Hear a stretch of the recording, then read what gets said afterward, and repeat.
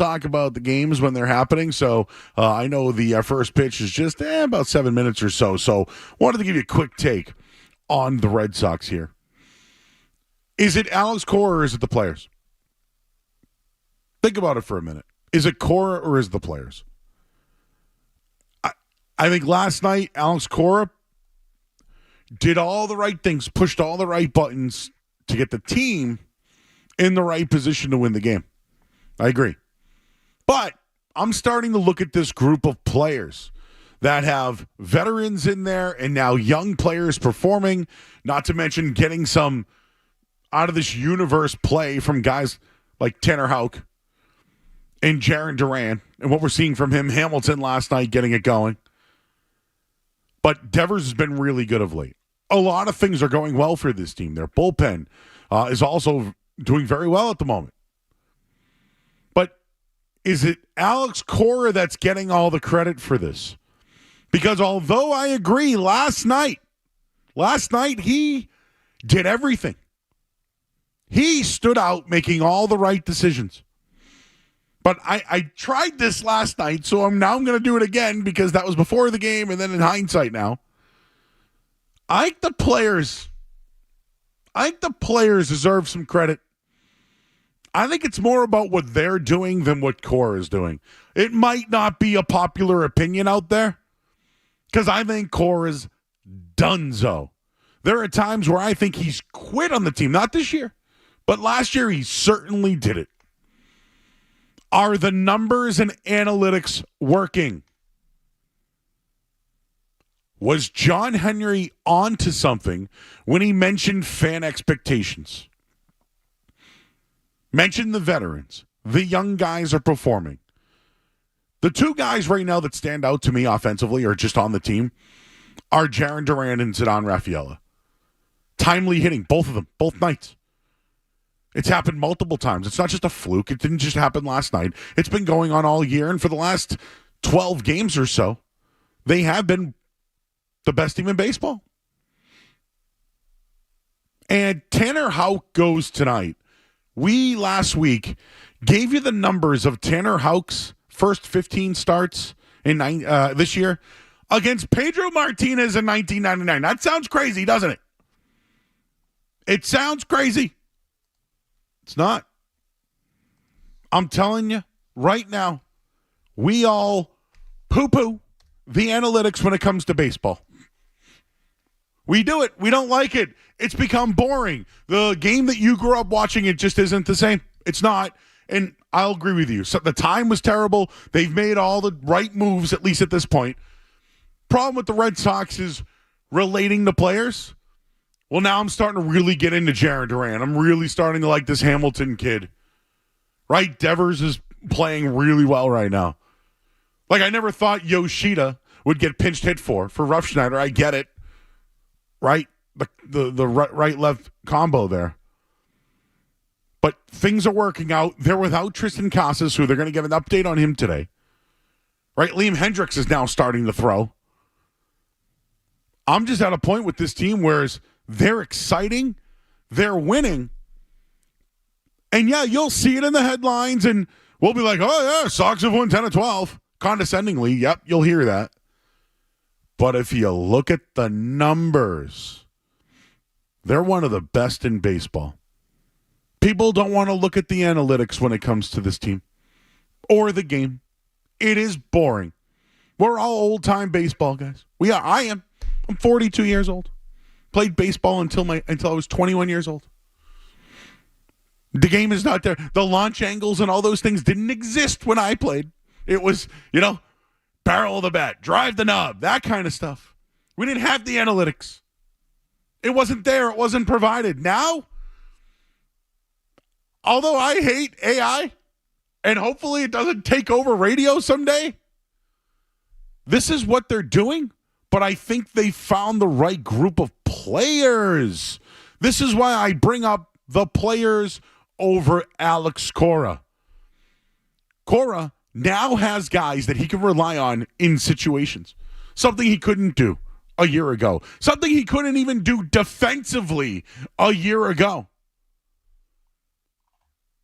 But are the Red Sox proving things? Because I'll tell you right now, they're not boring. The analytics may be boring, but go look at them. They're good. The baseball team that's in your city, those numbers, they're good. So I bring this up all the time. There are people who bring up analytics to help support their argument. Then there's just the people who hate analytics. I think the Red Sox right now are supporting the analytics and supporting their own argument that they're not boring. And right now, not a fluke. So that's on the table. We'll start there tonight at 617-779-0985. We're going to do a ton of Bruin stuff tonight. The NBA draft is tomorrow. The NBA draft is tomorrow. And we got our in or out. We got our musings. We're here all night long. But I just had to get that out there regarding the Red Sox. And we'll bring it up throughout the night. Analytics. I don't love them. But go look at them up. Look at where their catcher ranks. Look at the stolen base numbers. Look at the strength of schedule. Look at the teams they have beaten.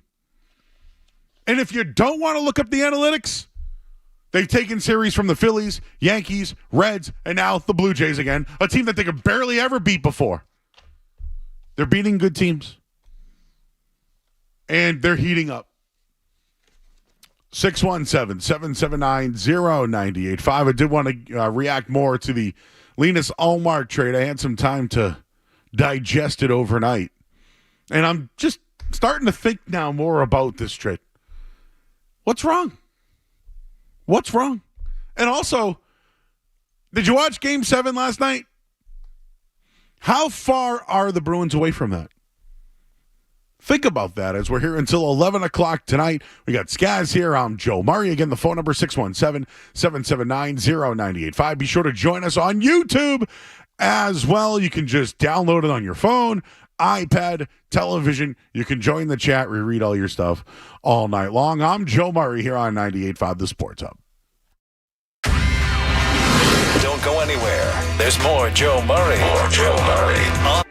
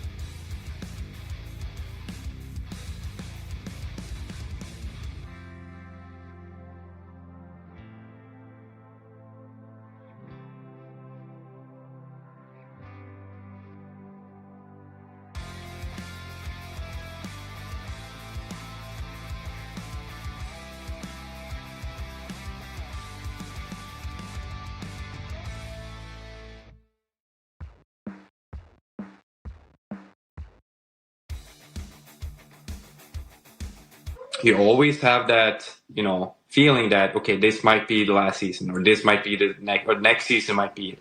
You never know.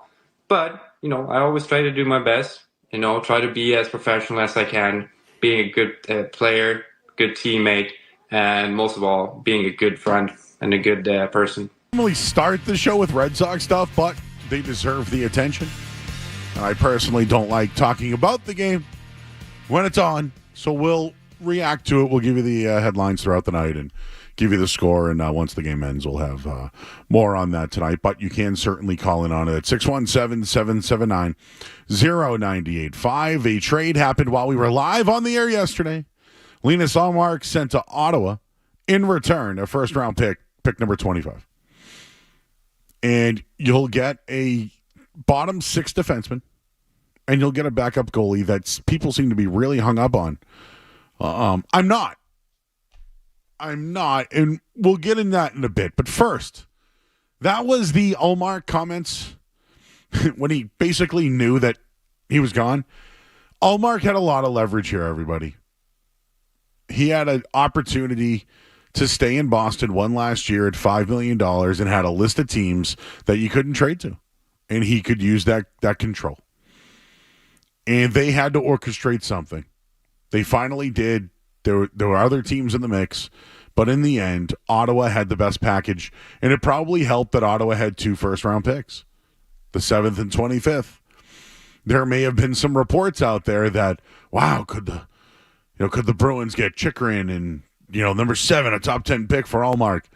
That was a pipe dream. So for the people that are underwhelmed by the trade, yeah, in the end, they replaced their backup goalie with a bottom 6 player and a backup goalie and saved just over $1 million on the cap. So you may look at it and say, bad trade. They should have got more. Well, I don't know. Should they have? I still don't know this. We're going to talk to Matt Dolloff tonight. We'll get his thoughts from 98.5 The Sports Hub and Sports Hub Underground. Could they have gotten more at the trade deadline? Did they get a better return now than they did at the deadline? I'm completely fine with the deal. This team has had no picks. The draft has been one of their biggest problems, right? In 2023, they had the number 92 pick. They had the number 54 pick in 22. I mean, they finally got one in 2021 and drafted Fabian Lysell at 21, but that's the lowest pick they've had. 58 and 20, 30 and 19, 57 and 18. You got to go back all the way to 2017. They had a top 18 pick. They took Vakanainen. With the 14th pick, they took McAvoy in 16. The 2015 draft, that one hurts. We don't need to go back that far anymore. But Pasternak was the 25th pick in 2014 to go with Ryan Donato and Danton Heinen. And, yep, the drafts haven't been great. I still think DeBrusk was a hit. Carlo was a hit. Guys like that were a hit. Trent Frederick's been good. Right? They've had to trade some of these guys. But Swayman in 2017, 4th round, it's a hit. Lauko, 77th pick, was fine. Right? Just I look at it and say, even though they had the 58th pick in 2020, it was Mason Lowry. Haven't seen much yet from Lysell. Who knows? And Poitras was a part of the mix a year ago at the 54th pick. This team needed picks. They needed to get up in there. They didn't have a first, second, or third round pick. That's what they needed to do. They traded the goaltender they wanted to move on from because they believe in Jeremy Swayman. That's a good thing. The return is a draft pick. Exactly what the team needed. You also replace Linus Ullmark with a guy who's played 300 NHL games. And I know people think he sucks. Korpisalo, 30 years old, went 21, 26, and 4 a year ago. He wasn't good. He ranked 51st out of 54 goalies last year. He played for Ottawa. He wasn't good. He's had a 9-year career. .900 save percentage.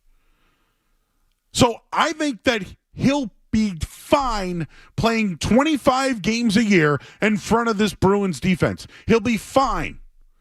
If you want to look at the money and say, why not just bring up Bussy or DiPietro, that's fine. That's an argument. They could have bought him out. The reports, they're not going to do that. And from what I gather is if you do buy somebody out, it's $1 million on the cap for 8 years.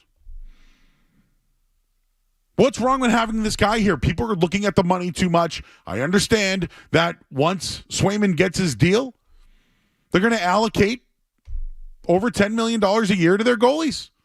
They don't have to do that, but they're going to save a little bit there. They're going to get a bottom six forward and the draft pick that they don't have. Like, from what I remember about Korpisalo, he had an 84 save game, didn't he once? 84 saves in a game? Like, I didn't think he was that terrible when he played for Columbus. I don't remember him much in L.A. I just don't think the guys... I know the numbers tell you 51 of 54. That sucks. I'll tell you that. He played for Ottawa last year. It was a free agent signing. I don't think he's that bad. It's an expensive addition, but how else are you going to make it work? So you add, I guess, his $3 million, right? Because they're going to eat 25%, and then $835,000 at Kostelek's deal. They save $1.165 million in cap space, but they get a top 25 pick in the draft. They still have 2 goalies. They can still make more moves. And the more I look at Korpisalo, like, people are hung up on this thing. Oh, it's as far as returning him, it scares you. The guy's not good. Why? You don't need it. You had somebody else probably in waiting. I get that. But where have they failed with goaltending? He's an overpaid backup, no doubt about it. But he's an experienced backup, and if something happens to Jeremy Swayman, he's done it before. They hit on these guys all the time. Halak did an excellent job with Rask. I wouldn't get worked up on this. Cap space, I get it, but they still have $23 million to play with. And I asked this earlier. As far as the gap goes, you watched last night Edmonton and Florida, Game 7. A lot of people watched it. How far is the gap? How far is the gap? Is it that far? It's significant. I just think this offseason, the most important offseason for the Bruins in a really long time. With money to spend, young players to lock up, veterans that are still here, they need offense. They need it. Whether it's center, forward, whatever. They struggled to score in the playoffs last year. Korpisalo won't play in the playoffs next year. They're going to spend the money on offense. That's what they're going to do. They have a defense to protect him if he plays 25 games. They're set up to go out and get a free agent or make a move. And once they do that, I don't think the gap's that big. Your thoughts at 617-779-0985. We're also on the YouTube chat as well. You guys can join us there. I'll read some of your chats throughout the night. People want to get in on this Bruins stuff, so let's get right to the phone lines here. We got Dan. He's in the car. What's going on, Dan? You're on the Sports Hub with Joe Murray. Hey, guys. Just listening in, and, in all honesty, I mean, my thought is the pick I love, for the Ullmark trade. I'm not a fan of the cap hit with Korpisalo. I would rather see, Bussy moved up, give him his shot as a backup, see how he does. He's been doing great in Providence. And, draft another guy later in the draft to start developing in Providence and keep that rotation going.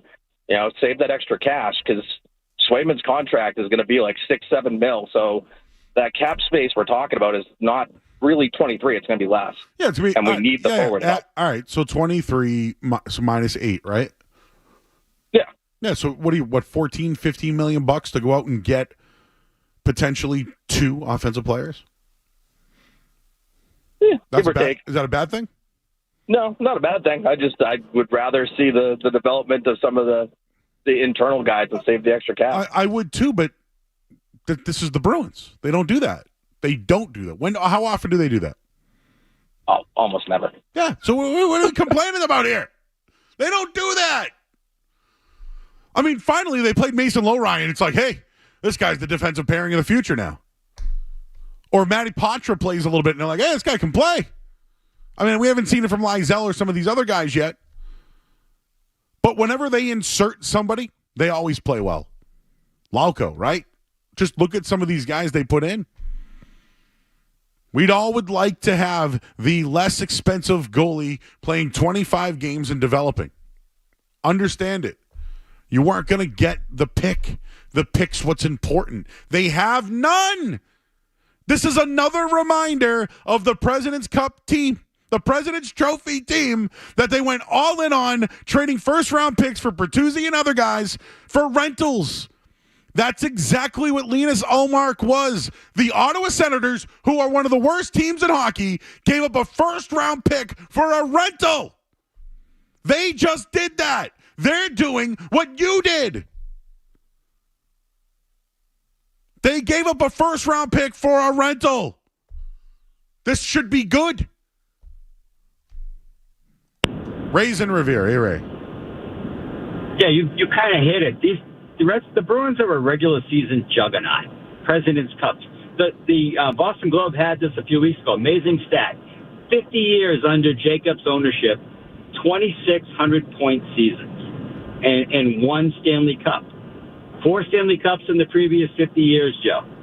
There's an overemphasis on the regular season here, and I think it leads to the management overvaluing what they have. They went all in with a team that really wasn't that good because no other team in the NHL plays that hard during the regular season. And you know, I've heard people articulate that they did exactly what we would want as fans, going all in and trading all those picks.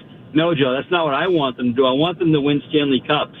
And I don't think Neely and Sweeney are really good at their jobs. I think the talent that was accumulated under Chiarelli was far better, and now it's all aging out. And I think fundamentally the problem is at the GM and Neely level, they really aren't that good at their jobs. And I'm ambivalent about this trade. I'm ambivalent about the team. I just don't think they are championship caliber. Thanks, Joe. All right, man. I appreciate it. And listen, I don't think they are right now either. But how far is the gap? How far is the gap? Your thoughts at 617-779-0985. We'll take one more before the break. We got Jacob. He's in Rhode Island. Actually, Skaz, if you could pot him up for me, I'm frozen over here. What's up, Jacob? You're on the air. Yeah. I mean, I think people are undervaluing how big this first-round pick is that we got back. And I honestly think you look at Swayman, he's not used to playing 60, almost 70 games a year. A guy like Korpisalo can really help him out, giving him rest whenever needed. I mean, he's obviously not the best goalie that we could have gotten, but, I mean, that's a pretty good backup Jacob, right there. Here's the deal. He's not a threat to Swayman. Exactly. He's going to play if they need him. Whenever he needs a blow, they got a guy that's played 300 games, and he is getting paid handsomely to be Swayman's backup. But it's for 1 year. It's worth it for this year. Because then next year, you'll have a guy and goalies under $1 million ready to go. And develop them at the NHL level. Skaz, how do you feel about this? I'm fine with the deal. I know what he is. I know Korpisalo's not a threat. He's not a threat to Swayman. It's good. Is it? Is it good? I know he sucks. 51-54. If we're looking at facts, he sucks. Not great. Yeah. So I don't get the need. I mean, what'd you save? $2 million, $3 million, $1.165. Yeah. To get a first round pick, I mean, they need first round picks. First round picks are always valuable, but it feels more like a lateral move than anything else. Like, your hockey team is worse today, obviously, because of this move. They're worse. Fine. I'll give you that. They're worse. Yeah, Korpisalo is much worse than They're Ullmark. worse. Yeah. But they didn't have a pick. So would you rather be worse with no picks or better Would you rather be better with no picks or worse with the first round pick? Yeah, I think where they are right now, they need picks. A first-round pick is valuable. I expect them to keep it, to take a player at 25, and you hope in a couple of years, that pays off. But if you're looking at it going into next season, I totally understand the frustration. It's a very bizarre move to take on, his money and just him in general.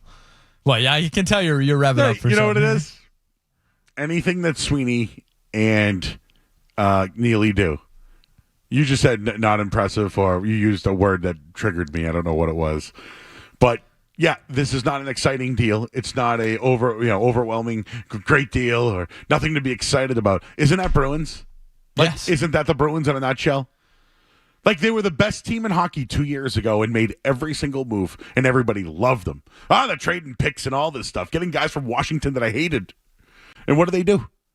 They lost in the first round. So it's like when they go and do it and support the team, everyone's in on it. But then they lost, and now they have no more picks. But people now are unhappy with getting picks because they blew it already. There's no pleasing this fan base. Do you know that? The greatest team. You know how the Celtics were the best team in the league all year long? And we were like, yep, all year. No one's going to beat them. And then they won, right? Well, 2 years ago, the Bruins were the best team. And no one thought they were going to win. And they still went all in. They're like, no one believes we're going to do it, but you know what? We're going to trade everything. Give them the farm. Tyler Bertuzzi, rental, first-round pick. See ya. Oh, you can get guys from Washington, first-round picks. See ya. And now look where they are. You have to now take steps back, have a worse team, so you can start to develop for your future. That's what that season did to them. Yeah, and they had absolutely no leverage. Every team in the league knew that they wanted to move Ullmark. They knew Ullmark had a no trade. So the Bruins were in a tough spot. They ended up getting a first-round pick and two other players that I'm not thrilled about, but that's the spot they were in. They kind of forced themselves into that spot, and now you expect them to pay Swayman and hopefully make another move or two in the offseason and be competitive next season. Just Korpisalo did have an 84 save game before, right? I don't know if it was 100 years ago. I don't know when it was. Mo Williams dropped 50 points once. That did happen. Terrence Ross dropped 50 points once. Yeah. Maybe that's what we should have him do. Hold up a sign that says 84. Maybe he'll wear 84. That'll be his number. Oh, that'd be a good one right there. Got to give him I think we can get Majori to get a Korpisalo jersey. Or is that even too far for him? I almost just tried to make a bet with him during the crossover. I was like, you know what? I think he's going to be good. Yeah, and I think he's going to be above 500. It wouldn't shock me at all because that's, like you said, that's what the Bruins do. They bring in these guys, Halak, Ullmark, and they come in and the system works and they play well. Wouldn't shock me at all, but I still don't feel great about it. If he went 11-7-4, how bad would it be? But then you have me saying, why couldn't Boosie do that? Well, you're right. That's kind of where I lie on it. Yeah, they're not ready to make the. They felt like, okay. They treat the goalie like other teams. I don't even know. I don't think any team treats goalies the way Bruins do. They are terrified of having even a slight question mark at that position. And I think, obviously, they're telling us that they see Boosie as that right now. They think he's the guy for the future. He's in Providence, but future backup. They still don't have the belief that he's ready to even take on that backup role yet. And they have so much worry about the goalie position that they said, nope, not even going to risk it. Not even going to give the kid 25, 30 starts. That's a storyline. They care more about having two goalies with experience and pay them on top of the defensemen that they have who make a lot of money. They'd rather that than what killed them the most in the playoffs. Scoring. Yeah, that's a story right there. Yeah, and then you look at teams like Edmonton who haven't been able to find a goalie for 30 years, it feels like, and they're just throwing whoever out there they got, and sometimes it works. It worked. Despite losing last night, it worked. Let's get into Game 7. Coming up on the other side. Skaz just raised my antenna.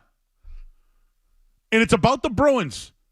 I said, how big's the gap? One thing that they got exposed in the playoffs, offense. They're still putting money into goaltending and defense. That should piss you off. 617-779-0985. We'll get the headlines here. I'm Joe Murray. Sports Hub headlines.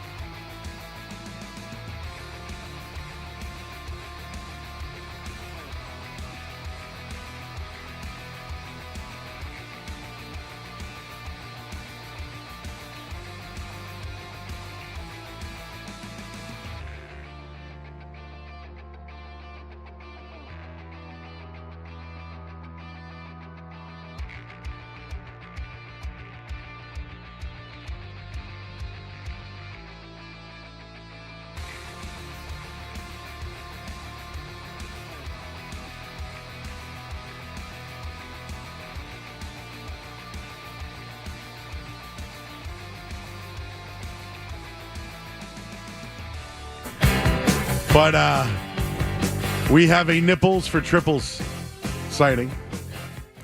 Tyler Milliken has shown his nipples after Tyler O'Neill was given a triple on a play. And I think we need to have a sounder or a song when this happens so we don't have to abruptly stop the show and the takes. Because when a triple happens, how do you not go right to your social media X platform and go to Tyler Milliken's Twitter page, X page, whatever it's called these days? How do you not go there? I just did. So we need a sounder. We need something that will indicate when a triple happens and nipples have been shown. So I need help. So I'm going to go to our friends on our YouTube chat who been doing great. So please, any suggestion, you can also tweet at me at Joey Murr if you'd like. And we are here, but we're not going to, again, take calls on that all night long. 617-779-0985. Back to the Ullmark thing, though. This is what this is what's going on in the YouTube chat tonight. David, Bruins got fleeced. David, 2 bums for a first-round pick. Disgusting. Let's see what else here. The cameras are freaking out in studio. That's me. Somebody called me a fatso. That's cool. What else here? Kevin's here. He says hi. Vezina level goalie, and you get your own first-round pick back, which is a true story that did happen. Picks are irrelevant for the Bruins because Sweeney can't draft. That from Mr. Owens. I mentioned that Korpisalo will not be a threat, and now people think watch him be a threat. Okay. He played with Ottawa. Ullmark might not have a good year next season either. They traded a Vezina winner for 2 bums and a first-round pick that was theirs originally, but they traded away for the Bertuzzi rental. Yes. Yes. Sweeney should be actively shopping Hampus Lindholm and picks for the best center available via trade. Then sign Elias Lindholm if he's available. Pick 25 for the Bruins. They can't select anybody. They need to put somebody that can put the puck in the back of the net. That should be what you're pissed about. You should be pissed that the Bruins are continuing to have their roster backloaded with their goaltenders and their defense. And now I have to look it up. I have to look this up. Bruins cap. Okay? So let's just hypothetically say that Jeremy Swayman will get $8 million. Korpisalo is going to make 3. 8 plus 3 is 11. All right, keep up with this math here, Kevin. Our intern, ready? 8 plus 3, 11, okay? Now let's throw Charlie McAvoy's 9.5 into the mix. That's $20.5 million, right? Now let's add Lindholm's 6.5. That's $27 million. Carlo makes $4 million. So that would be $31 million. And if you really want to keep going, Peak, who they traded for, makes $2.75. So that would be $33.75 million. That's how much money they put into their defense. Now, I have to look at what the other teams do. I have to look at that. But I'm fine with Low Riot as short money. And I'm fine with Wotherspoon there. So please don't bring back Shattenkirk or Grzelcyk. Go with those guys. But what was the number again? 37 million? Okay, let's just call it $38 million. So 38 of the $88 million that the Bruins have against their cap is on defense and goaltending. Is that average? I'm asking for a friend. Is that the average? Because don't you want to have your offensive players making money? Pasternak makes 11. Marchand makes 6 in the last year of his deal. But this is what they have now. They have Beecher making under $1 million. Brazeau under $1 million. Geeky makes $2 million. Pontra's going to make under $1 million. Frederick's 2.3. And then you got your Coyle and Zaka that make over $10 million. Kostelic makes under $1 million. You have other guys you can put on that fourth line that don't make a lot of money. You can bring back Boquist if you want for nothing. Do you want to re-sign Danton Heinen? Sure, why not? But you need to get better offensive players and not put almost $40 million into your goaltending and defense. That should be something that upsets you, and I want to be consistent because what does the rest of the league do? Right? All right, so I'm bringing up, here is Colorado.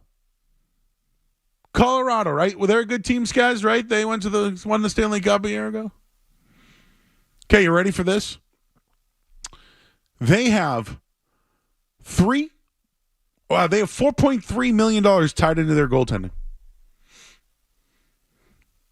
What is it? Taves makes $7.25 million. And they have 16 million. 16, 21, 25 million plus the 4. They have 29 million allocated to their defense and goaltending. That is $10 million difference. That's $10 million difference. That's a lot of money. That's 2 offensive players, maybe 3. 2 good ones. And I hate doing Joe math right now, but Colorado, who won a championship last year, pays their goaltending and defense $10 million less than the Bruins? This is a problem. This is a problem. Nick is in the car. Hey, Nick. Hey, Joe. How you doing, bud? I'm okay. I'm reacting to math. I hear you. But, so, at the end of the year, Neely and Sweeney were both kind of not taking shots at him, but questioning Charlie McAvoy. I'm wondering if they don't consider him untradeable, trade either him or Lindholm for a Ford and then sign Noah Hannafin, who has said that he wants to play for the Bruins, and he's a free agent now. So just wondering if you shift some of that money around, you'll save a little bit on the defense and maybe bring in a top 6 forward. Can you believe this? They put almost $40 million into their goaltending and defense. It's nuts. I guess it works, right? Because they're in the picture every year. But it'll get you in the playoffs. Sure. Yeah, that's what I mean. You go from scoring almost over 3 goals a game in the regular season, and then when it really matters, you score 2. Yeah. Thanks, Nick. I'm upset. I'm upset. Developing take. That thing air fried, Skaz. You started it. You triggered me. That's what I'm here for. But can you believe Colorado won a championship a year ago and don't have $10 million less on defense and goaltending than the Bruins? And they pay some guys $12 million a year. I haven't looked at any other teams, though. I just went with Colorado because that's what I saw on the Cap website there. This bothers me. Anyways, we'll go take a break real quick. And you know what? We're breaking things up all night. We're trying to get all the topics in here at once. Marcus Smart spoke. Yeah, how's that sound? Let's hear from Marcus Smart next, and we'll continue your Bruins calls as we have a commercial-free segment coming up next here on 98.5 The Sports Hub. More Joe Murray coming up on The Sports Hub.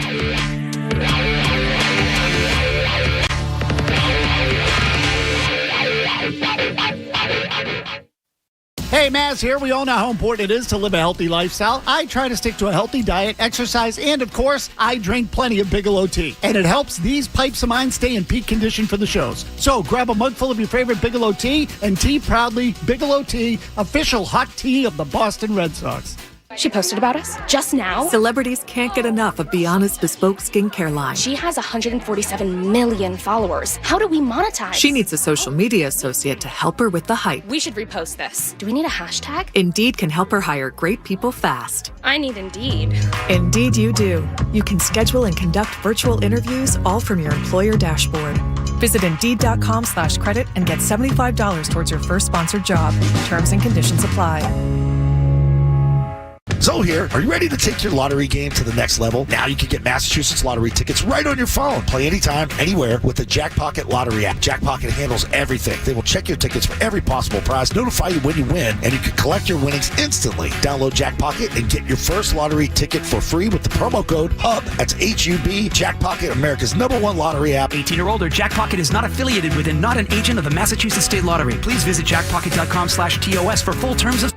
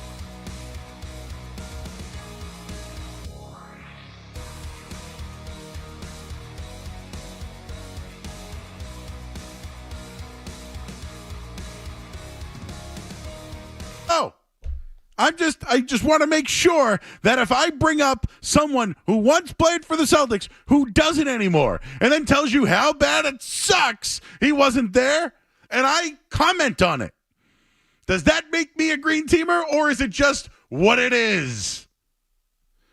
Smart, who played 9 seasons in Boston, referred to as the heart and soul. Well, he just watched the Celtics play with heart and soul and win the championship. But he said he became ingrained. 6th overall pick, right? A big part of the rebuild here. Sent off in the Kristaps Porzingis trade. He's been on the outside looking in. And you just heard his comments there. He spoke out about on your Run Your Race podcast, whatever that is. He touched on the duo of Tatum and Brown, who were his teammates, of course, who Marcus Smart once said they shoot too much. Remember that. Marcus Smart said that and did that. He said that Jason Tatum and Jaylen Brown shoot too much. Imagine that. And you heard him. He did say it was great, man, to see those two guys come in the way they came in and dominated. And Smart even said, we got to watch out. Smart said of Tatum and Brown, who were drafted in 17 and 16. Those guys, they came in. There was no stopping them from the start. We seen that. We noticed it. And that's why they're where they are now. He said, shout out to Jalen and Jason. Boston Celtics, congratulations on your championship. They built that. They went through the mud. They didn't skip any steps. I was there. I'm sorry. Why did you have to bring yourself into it? It's no coincidence that they reached their goal now. And I'm so proud of them. Wait. Why is it no coincidence that they reached their goal now? Why, Marcus? Because you're not there. I'm proud to be able to be in the trenches with them. You're not in the trenches with them. Why'd you say that? To know these guys and be able to go out and work with them every day. He had the chance to do it. You did have the chance, but you didn't win with them. Smart said he was just not proud, but also happy to see the Celtics lift the Larry O'Brien trophy. I know everybody's expecting me to be up here and be salty, but there's no hard feelings for me. Well, how can there be? You were the problem. Hi. You were the problem. Don't get it twisted. It's definitely a bittersweet feeling. Duh. It's definitely tough because, like I said, I was in the trenches with them. You were. So to be able not to finish what you started because you got traded and you weren't good enough. He was screaming for them, though. I have love for those guys, and I know the work they put in because you held them back. Marcus Smart did say that he hopes to bounce back in 2024. He's with Memphis, for those who forgot. He played 20 games last year because he was injured. So that's who you would have had last year. I would have rather the 40 games of Kristaps Porzingis or the 60 games of Kristaps Porzingis and him missing 20 than Marcus only playing 20 and missing 60. But don't get it twisted, he says. It's bittersweet, but it's because you were the problem. 617-779-0985. Marcus Smart on the board. Let's get back to the Bruins. Your thoughts? This trade, their defensive philosophy. They need offense. We'll do that coming up next after the headlines. No commercials. I'll see you guys on the phones. From the Town Fair Tire Studios, relatable, reliable, and even relentless at times. We're doing it live. This is Boston's home for sports. WBC-FM and HD Boston 98.5, the Sports Hub. Sports Hub headlines. All right, Red Sox and Blue Jays right now underway over at Fenway Park tonight.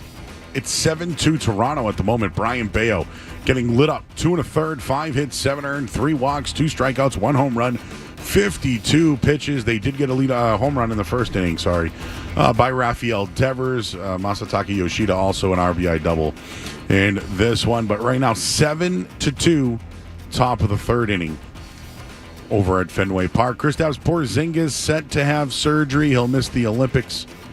And also will miss a couple of months with the surgery he has upcoming. NBA draft is tomorrow night. Headlines, they are brought to you by Safety Insurance, providing comprehensive coverage for your auto, home, and business. Ask your independent agent about safety. I'm Joe Murray. Your next update in 30 minutes.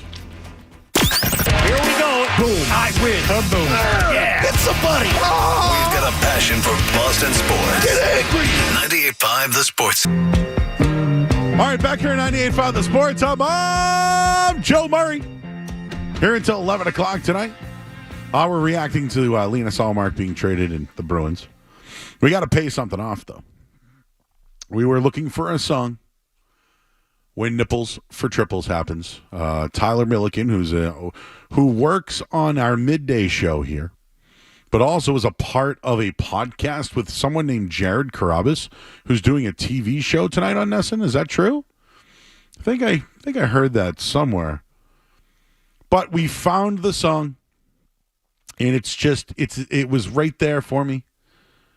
It was just, I went back to my wrestling days of the Attitude Era, and I could only think of one song when it's Nipples for Triples, and here it is, baby. Just, I'm not, unfortunately. I grew up here, played ball here. Very hard on the team when they should be, but I don't know. This run, I know they were the favorites, but people just saying some things they weren't educated on. And I'm just calling it out like I see it. I watch tomorrow night's the draft. Like, I know the top 15 players in the draft. I watch college basketball. I watch NBA late night. I do all that. I put in the effort. So when I hear takes that sound uninformed, I'm going to call them out. That doesn't make me a green teamer. It just makes me right and the guy who does his job. That's what it is. Linus Ullmark got traded, though. He's out. And now I'm bothered. I didn't even think of this take all day long. And Skaz triggered me, and I looked into it, and there's almost $40 million of an $88 million salary cap invested into goaltending and defense on the Bruins. And there's an article that Kevin, our intern's working on. I got some stats for you. If you want some stats, I got you. The team has $23 million in salary cap space. This is before the Swayman deal. They just added a first-round pick. They needed it. Matt Costello comes in. He's going to be a bottom six forward, maybe a center, and he makes under $1 million. The number one priority will be upgrading their offense. Now, Zaka and Coyle did a nice job replacing the production of Bergeron and Krejci. But here are the real numbers. The Bruins scored 3.21 goals per game in the regular season, but dropped to just 2.38 goals per game in the playoffs. That's from Nick Goss. We had him on last night. NBC Sports Boston. The Bees scored more goals. The Bees scored more than 2 goals in only 4 of their 13 playoff games. So think about that. 13 playoff games, they scored more than 2 goals 4 times. They failed to score 3 or more goals in each of their last 5 second-round games versus the Panthers. They need offense. They need offense. They're allocating $40 million into their goaltending and defense. They have $23 million. They need to retain a couple of guys. So let's just call it Swayman.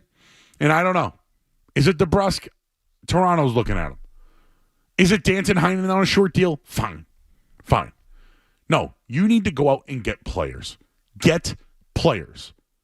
On your bottom line, you can literally put Kostelic, Lazan, whoever else you want, Beecher, whatever. You have guys who make under $1 million you can put there. They need offensive talent, and they need to start allocating money on offense. We'll talk to Matt Dolloff in a few minutes here. Let's talk to Dave. He's in Natick. Hey, Dave. Hey, good evening. I'm not saying the Bruins are closer to the Cup in any way, shape, or form, but those teams you rattled off, they were pretty bad for a while and got a bunch of top 5 picks that ended up being people like Nathan McKinnon, Cale Makar, and so on and so forth. So I think the Bruins need a pick. They're not really going to be able to trade picks or young players for a top 6 forward because their draft picks haven't been that good. They're going to have to really decide to suck and then try to get something at the top of the draft and hit on it. They do, yeah, but I still think they can develop, draft, and rebuild and compete. All those things can still happen. I mean, they did it a year ago. They brought in Van Riemsdyk, Shattenkirk, all these guys that were under $1 million. We all thought they were bad moves. It worked. They slotted in guys from Providence. It worked.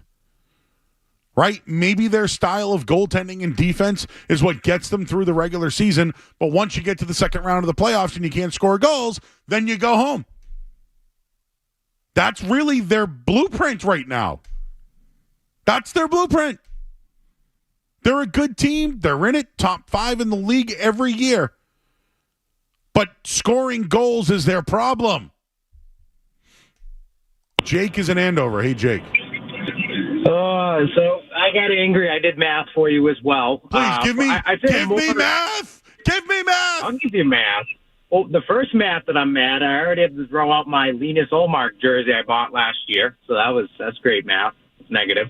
But so I think, obviously I think with Colorado that you did, that's a little bit of a unicorn because Cale Makar is I don't want to say generational defenseman, but the guy is good. And then obviously McKinnon, they have a loaded, I would take Makar over any defenseman the Bruins have by a mile. I'm using them because they won a championship a year ago. Oh, no, of course. But, so I'll give, a more, a team that just beats the crap out of the Bruins in the playoffs. You look at the Carolina Hurricanes, right? So between their top 4 defensemen and 2 goalies, so 6 players, $26.75 million tied up between, so $12 million less. And I would take a pairing of Dmitry Orlov and Jacob Slavin over any 2 defensemen that we have on our team right now. And that's the problem. It's the Tuukka Rask. And remember, for years it was always, Tuukka Rask makes $7-8 million, and this bum guy makes $7-8 million. We don't have the big contracts. We're stuck. We're cap jail. We finally have money, and then we screw with it. We throw a goalie out. Now we have another goalie in that's making a little bit of money, and we have so much backloaded on non-offensive defensemen. And the guy that we had last year, Dmitry Orlov, who I like to call the Russian Johnny Boychuk, we got rid of him. It's this is why Don Sweeney pisses me off. It's just he doesn't get the league now, and neither does the front office. They don't know how to keep up with the league, and it's driving me insane as a fan. Yeah, I didn't feel like that last night. This is a developing take for me, Jake. I didn't think about this yesterday, but when I think about it, it's a brilliant one. No, but thank you. Thanks, guys. He triggered me. There you go.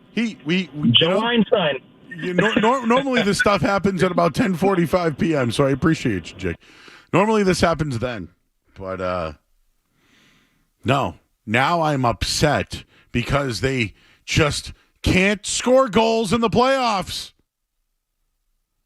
You need offensive players that are better than Zacha and Coyle. That's just it. And you know what? If you lose DeBrusk, fine.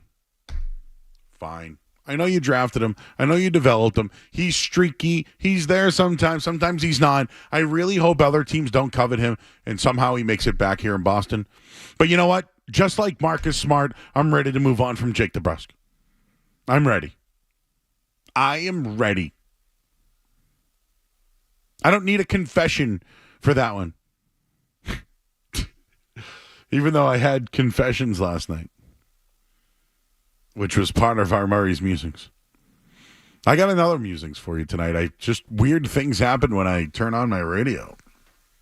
We'll do that later tonight. We're going to talk to Matt Dolloff coming up in a bit. I noticed our the spots are so fast. So I'm trying to stay on clock, Scaz, but it's I don't know. Some are 3, some are 4. So if you're here, we'll continue to take your calls. Actually, I wanted to read a couple of these here on the old YouTube. I almost called it Twitch. Hey, the Bruins luchadors in there. Oh, you got something from these guys? Yes, Joe. Colorado did not win the cup last year. When did they? A couple years ago. We got people. You've upset some people. I'm sorry. When was it? I think they won 2 years ago. Who was last year? Vegas. Oh, yeah, I knew that. I'm still living on Cassidy time. 2 years ago. You know what, people? You know what? Don't shoot the messenger. No. I'm not shooting you. Did Colorado win it a couple of years ago? Yes. Did I misspeak? Yes. So I think those guys, McKinnon and them, they were not making $12 million at the time because we saw tweets last night that no one that makes more than $10 million has ever won the cup. Okay. So do I have to look up other teams now? I think so, unfortunately. I have to do math. I'm just going to ask Matt Dolloff. There you go. Bring in the experts. So I apologize. But you're not sorry. I am not sorry at all. I am not sorry for screwing up 2 years ago. Colorado winning and missing Vegas. I'm sorry I forgot Vegas, but you know what? I shouldn't because Bruce Cassidy was here and they let a coach go who won elsewhere. So 2 cups ago was Colorado. I apologize, but I'm not sorry. We'll talk to Matt Dolloff coming up next here on 98.5 The Sports Zone. Don't go anywhere. There's more Joe Murray. On the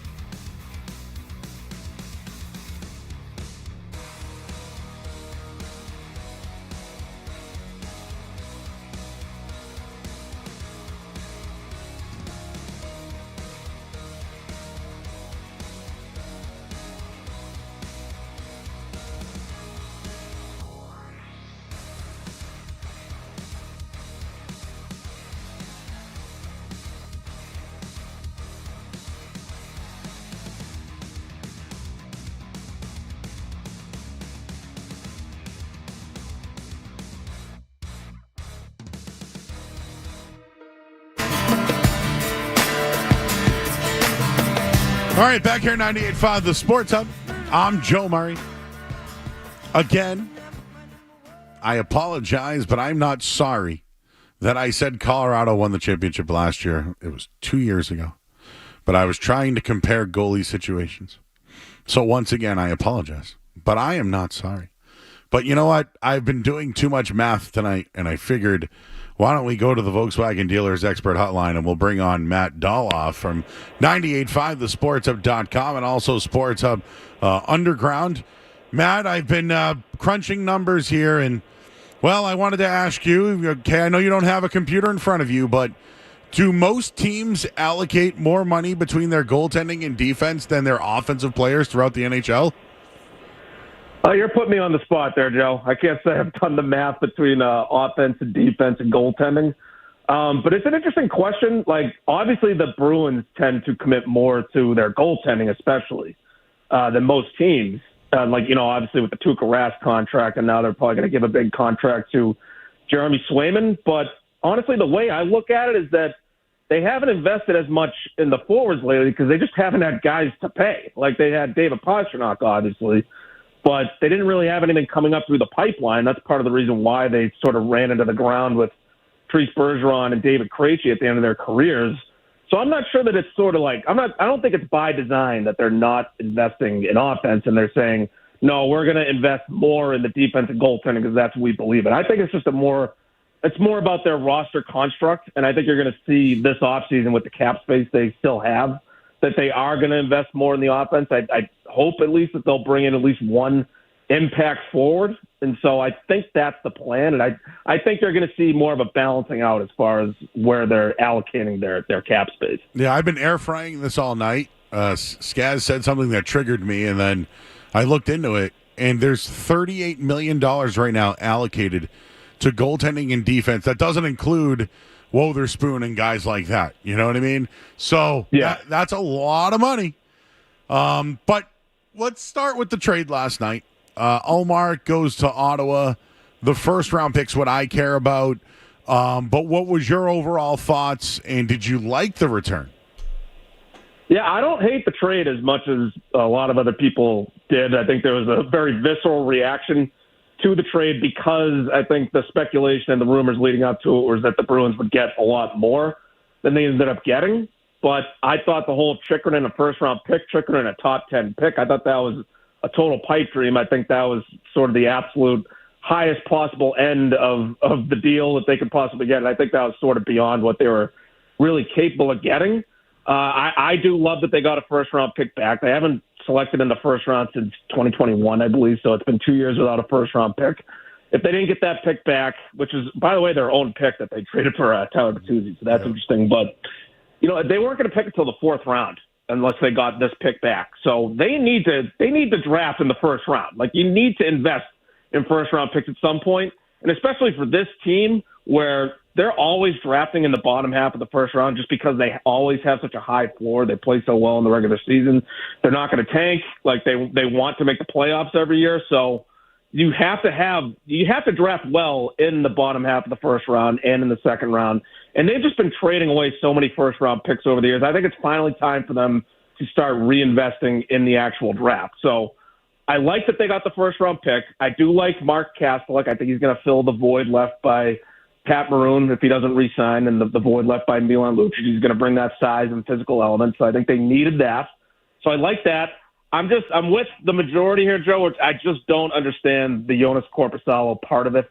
I don't understand why you couldn't get them to split the cap hit. Like, I don't understand why Don Sweeney made such a hard concession there to get Ottawa to give up that first round pick. But, at the end of the day, I think we probably sort of overrated Ullmark in terms of how he's viewed around the league. Because this is funny, Joe. This goes along the lines of what you were just talking about with Colorado and the Cup. What do people always say about Linus Ullmark? He's the Vezina winner. He won the Vezina. Well, that was now 2 seasons ago. He's a couple of weeks away from being a 2 years ago Vezina winner. And not that he was bad this past season, but he did regress toward the mean a little bit. And so he's on a 1-year deal essentially without an extension in place. He's affordable. He's good. He's a good starter. But I think we were probably sort of overrating him in terms of the return they could get. So I'm not shocked that they didn't get the return that was rumored or expected. The Korpisalo part just sort of sours the deal a little bit, but I do like that they got the first-round pick. All right, Matt Dolloff joining us here on 98.5 The Sports Hub. You can check out his work over at 98.5thesportshub.com, Sports Hub Underground as well. Just getting back back to this defense and goalie and what they're doing with Korpisalo. Like, have they really missed on any goalies? Like I know Subban was probably one that they missed on, but he was thrown into a bad situation. But is this really the philosophy? I know you kind of mentioned it, but do they need to go away from that? Meaning having two goaltenders who make a lot of money when you have guys probably ready to go who can play 25 games. You probably have that in Bussy, right? So, like, is that a philosophy issue? Maybe why people are upset with Sweeney and Neely because, you know, they need to score more goals. It's just they got exposed to it in the playoffs this year. Yeah, no, I don't understand their overinvestment in goaltending between drafting and developing and investing so much time in developing these kids and then not playing them, you know, not bringing them up when it feels like they could be ready for at least a backup role. I feel like Brandon Bussy, like we still haven't seen in the NHL, but like I feel like you could give him a backup spot at some point, right? He's been in the system for a while. They have Michael DiPietro in the system. So, yeah, I don't understand why it had to be Korpisalo to be the backup. I feel like you could have gotten a goalie of his caliber for less money and having to, you know, make that part of the deal, and you didn't really save much cap space in the end. Yeah, I think they do tend to overinvest in goaltending. And look, I'd be fine. I'm fine with paying Swayman, but that would be with him being sort of the workhorse and the guy that's going to start, 60, close to pushing 70 starts a year. Like you would hope he could be that guy if they're going to pay him $7-8 million, especially. But I don't know. Are they going to play Korpisalo even more than we're expecting? Like that. Like I wouldn't be surprised. But to your point, Joe, like they don't tend to miss on goaltending picks and acquisitions because they have goalie Bob Bobicetta. They have a good system in place, good coaches. So if anyone is going to get the most out of Korpisalo, it's going to be goalie Bob.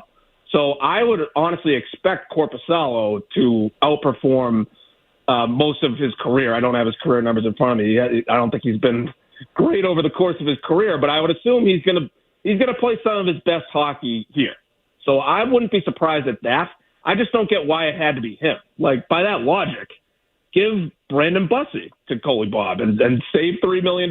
Like that's the holdup I'm having on Korpisalo. But like, yeah, if you look at him individually and just put all the other stuff aside, I think Korpisalo will be fine when he plays. Hey, Matt, do you think they could have gotten more for Ullmark at the trade deadline or what they got here now? I don't know if they would have gotten more. They might not have had to be held over the barrel to take on the Korpisalo contract. So they might have gotten more in terms of saving cap space. But, a first-round pick and a bottom half of the roster player, that seemed to have been the going rate for a goaltender this offseason. I think that's pretty much what the Devils traded to get Jacob Markstrom, right, from Calgary. Yep. I think that's pretty much been the going rate for a goaltender. That's why the Korpisalo thing is just a little extra on top of it, which doesn't make a whole lot of sense to me. But I feel like maybe that just goes back to maybe we're misinterpreting how Ullmark was viewed by Ottawa and around the league. Like maybe he's just not the caliber of asset that we thought he was. But yeah, I feel like teams always tend to maybe overpay a little bit if they're desperate enough at the trade deadline. So they probably could have gotten more, but I think it would have been more like they could have gotten a first-round pick and a player without having to take on the contract. So that might have been the better move in retrospect, especially with the way Swayman sort of took over at the end of the year there. But, yeah, I'm not sure they would have gotten a lot more in terms of assets. Just watching Game 7 last night, how big do you think the gap is for the Bruins to get back to that spot? It's pretty big. It's pretty big right now, but, maybe they could change things with a couple of big investments in free agency. We've talked about Elias Lindholm a lot. He seems like a logical fit. He'd be an immediate top 6 option for them. He'd be probably he'd immediately be the Bruins' best center. Like he's a top 6 guy. He's not an elite guy, but he's very good. He's a good, well-rounded player. He plays a good two-way game. He's the kind of center that they would like to have. And so he'd immediately be the best center on the team. He'd make a real impact. And there's a lot of good free agent wingers out there. And I know Jake DeBrusk is gone, so they're probably going to have to just replace DeBrusque with someone else as opposed to bring back DeBrusque and add at that spot. So that's going to be a little frustrating because, I know Jake DeBrusque is an imperfect player, but you're probably not going to get a perfect player off of free agency. So say they add Elias Lindholm and they sign, say, Jonathan Marchessault or Tyler Toffoli as one of those free. Those are going to be major improvements over what they had last year. I just think there's still a gap between them and Florida. We'll see with Florida because they have a bunch of key free agents. Sam Reinhart might be gone. But Elias Lindholm is not Alexander Barkov. He's certainly not Connor McDavid, That's part of my frustration watching this Cup final and the Final Four and the teams that get deep in the playoffs. They have these elite franchise guys that you have to get into the top 2, 3, 4, 5 picks in the draft to even get these guys. And that sort of goes back to the frustration of the Bruins always drafting late in the first round, always trading first round picks. It feels like they're never going to get up that high. And the one time they did Tyler Seguin, they traded him within 3 years, of course. So I feel like their only recourse to really close that gap with a team like Florida or even Edmonton for that matter is to get that elite franchise guy. And so there's been, scuttlebutt about potentially signing Leon Draisaitl next offseason. He'll be, one of the biggest free agents in the history of the league if he hits the open market. So obviously he'd be a major impactful addition, but I think they're going to make at least one or two, impactful signings in free agency. But I think there's still going to be a gap between them and the top teams in the East. Maybe they give themselves a better chance to go deep in the playoffs, but there's still a little bit of a gap there that might take a couple years to sort of close that. All right, Matt. What are the underground? What's the underground telling us? What are you hearing? Anything out there? You hearing anything around the league? Anybody maybe in play for the Bruins? Could somebody on the current roster be on the move? What are you hearing? You'll have to ask Ty Anderson about that. He's the real insider. I'm sort of the button pusher, the show driver, and he tends to bring all the inside info. So we were talking a lot about this Ullmark Ottawa deal for weeks before it even happened. So I think we were sort of on the cutting edge there, and there's going to be a new underground tomorrow. So I'm going to start to pick Ty's brain over what the next steps are for the Bruins. I'm wondering if they would consider moving on from I'm just going to say it, a McAvoy, that type. I don't think they will, but I just see that $9 million. Does that number look better as the salary cap continues to go up over the years? Does that $9 million? Because I didn't love the way he played last year, I'll be honest with you. And I don't love Lindholm for that matter, but I do look at it as with those two guys in front, probably is going to help their backup goalie and even Swayman for that matter over the next year or so. Yeah, I don't think they're trading McAvoy. So, it's a fun topic to talk about because you're talking about a hockey trade. They'd be getting something big in return. And I don't really look at raw numbers because of just the way you just explained it, where the cap's going to keep going up. And Brandon Montour from the Panthers is going to be a free agent. He's going to get paid. He's probably going to make more than McAvoy's making. So the deal is going to look a little bit better as time goes on. And I'm not closing the book on McAvoy yet. He's still only 26, I think, maybe 27. He's entering his prime. So I'm not out on McAvoy becoming a franchise defenseman. It's just sometimes it takes longer than others for these players, and maybe he's just starting to put it all together next year. So I think we're going to have to hope for that because I don't think they're trading him. All right, he's Matt Dolloff. Check him out, 98.5thesportshub.com, and he's got a podcast tomorrow with Ty Anderson, Sports Hub Underground, where they give all their underground secrets. I know you guys were kind of in on this Ullmark deal. Were you surprised that it took this long? I know they had that July 1st, bonus date, but doing it before Game 7 of the Stanley Cup Finals, did you see anything on that? The Bruins were in the news before the final game. Yeah, that was interesting. They're doing business right at puck drop for Game 7 with the whole hockey world watching. So, yeah, that was interesting. It was extra work for Ty. He wasn't expecting to do that last night. To have to write that up, but it was fun. I was expecting it to happen closer to the draft, maybe on draft night. So it might have actually been a little early by what I was expecting. But yeah, no, that was certainly a fun news break for the timing of it. All right, he's Matt Dolloff. Check him out, 98.5thesportshub.com. Matt, appreciate your time tonight, and we'll be looking forward to all your coverage for the draft and free agency. Thanks, man. Take care. You got it. He's Matt Dolloff, everybody. Go check him out over at 98.5thesportshub.com. They do an excellent job over there. Matt does a great job, helps us out on the show as well. and giving us his hockey news here on 98.5, the Sports Hub.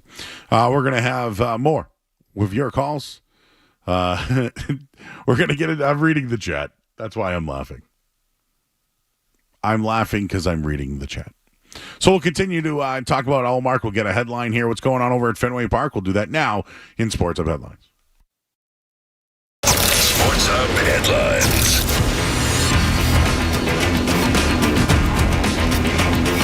All right, Red Sox.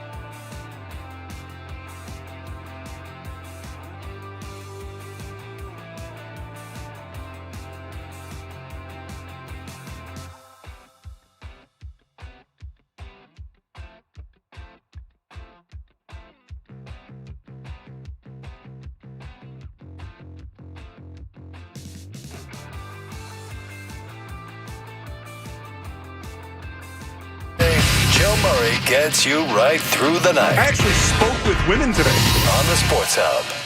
What misconceptions or concerns about you that you've heard in the last few weeks are you the most looking forward to dispelling when you're the coach? It's a valid question, and I've certainly heard everything. It's been a really interesting 6 weeks or so, just in terms of being part of the engagement farming industry. It's been really interesting. However, I don't really have a great answer for your question because I really don't give a honestly. I want to coach the Lakers. I want to coach the team. I don't want to dispel anything. I don't. I want to become a great coach in the NBA, and I want to win championships, and I want my players to maximize their careers. That's all I care about. Whoa, F-bombs by J.J. Redick. The Lakers' new coach uses analytics and F-bombs. Does this make us Green Teamers, Skaz, that we are crapping on J.J. Redick, the same guy that called into this radio station, and they don't spell Redick without Dick? Because that's what he was. Green Teamers. Ooh. I've seen a lot of people upset with his language in his press conference. Pretty funny. I just did a simple Google search. I typed in J.J. Redick. Ready for these? Listen to all these around the nation. J.J. Redick's podcast with LeBron James shutting down. Ooh. Okay, that's over. Former NBA head coach Stan Van Gundy talks to people about Redick having no experience. Sports Illustrated, Magic Johnson cautiously optimistic about J.J. Redick. The Daily Mail, Lakers new coach J.J. Redick accused of calling people names. How about this one? J.J. Redick joins the Lakers with zero NBA coaching experience. How did that happen? Skaz, you wrote something about J.J. Redick, didn't you, sir? Him leapfrogging many people to get an NBA job while guys like Sam Cassell are on the bench. Yeah, that was kind of my point of view. I think we all know Redick is a quote-unquote basketball genius. Has the podcast with LeBron where they get really into the weeds and do the nerd stuff and break down plays and all that. And, I think there's a chance Redick is a good NBA head coach, but just the process of him becoming the Lakers head coach, going from, ex-player just, 4 or 5 years ago, hasn't been on a single staff, never mind a lower college program, a good college program, an NBA bench, any of that stuff. He's done none of it. He hosted a podcast with LeBron James and is now the head coach of the Los Angeles Lakers. Oh, he was an analyst for ABC who fired Jeff Van Gundy because they thought he was going to leave and go to the NBA, and then hired Redick, who left and went to the NBA. Even they thought he wouldn't be a head coach. Yeah, so in my article, it's not so much about Redick, the coach, or how good or bad he will be as the coach. It's more about you look at guys like Sam Cassell, or just look at guys that are head coaches in the NBA right now. Look at NBA champion Joe Mazzulla, a guy that grinded away. I look to Patrick Ewing for me. That guy, Patrick Ewing's a Hall of Famer and rode the bench as an assistant coach for years, got the job at Georgetown, but in Hall of Famer, Skaz, rode the pine for years and then finally got a head coaching job. But yet J.J. Redick just goes from the booth to the NBA. It's either going to work or it's going to be horrible. Yeah, but it isn't. You're right. It isn't fair. If you're looking at it as a system, people did this about Mazzulla because there were guys. Damon Stoudemire was probably more seasoned. Absolutely. Than Joe Mazzulla. But at least Mazzulla had spent time on a bench. He had coached college. He had been in the Celtics organization. He'd been in the G League. He was Brad's guy. So, yep, you're right. He was in the G League. Yep. So he paid his dues. You look at Charles Lee, a guy that was a top assistant with the Bucks, brought in by the Celtics. Now he's a head coach. A lot of people in the NBA think Eric Spoelstra is the best coach in the league. What did Eric Spoelstra do? He was a video assistant for the Heat, worked his way up slowly, grinded away, paid his dues.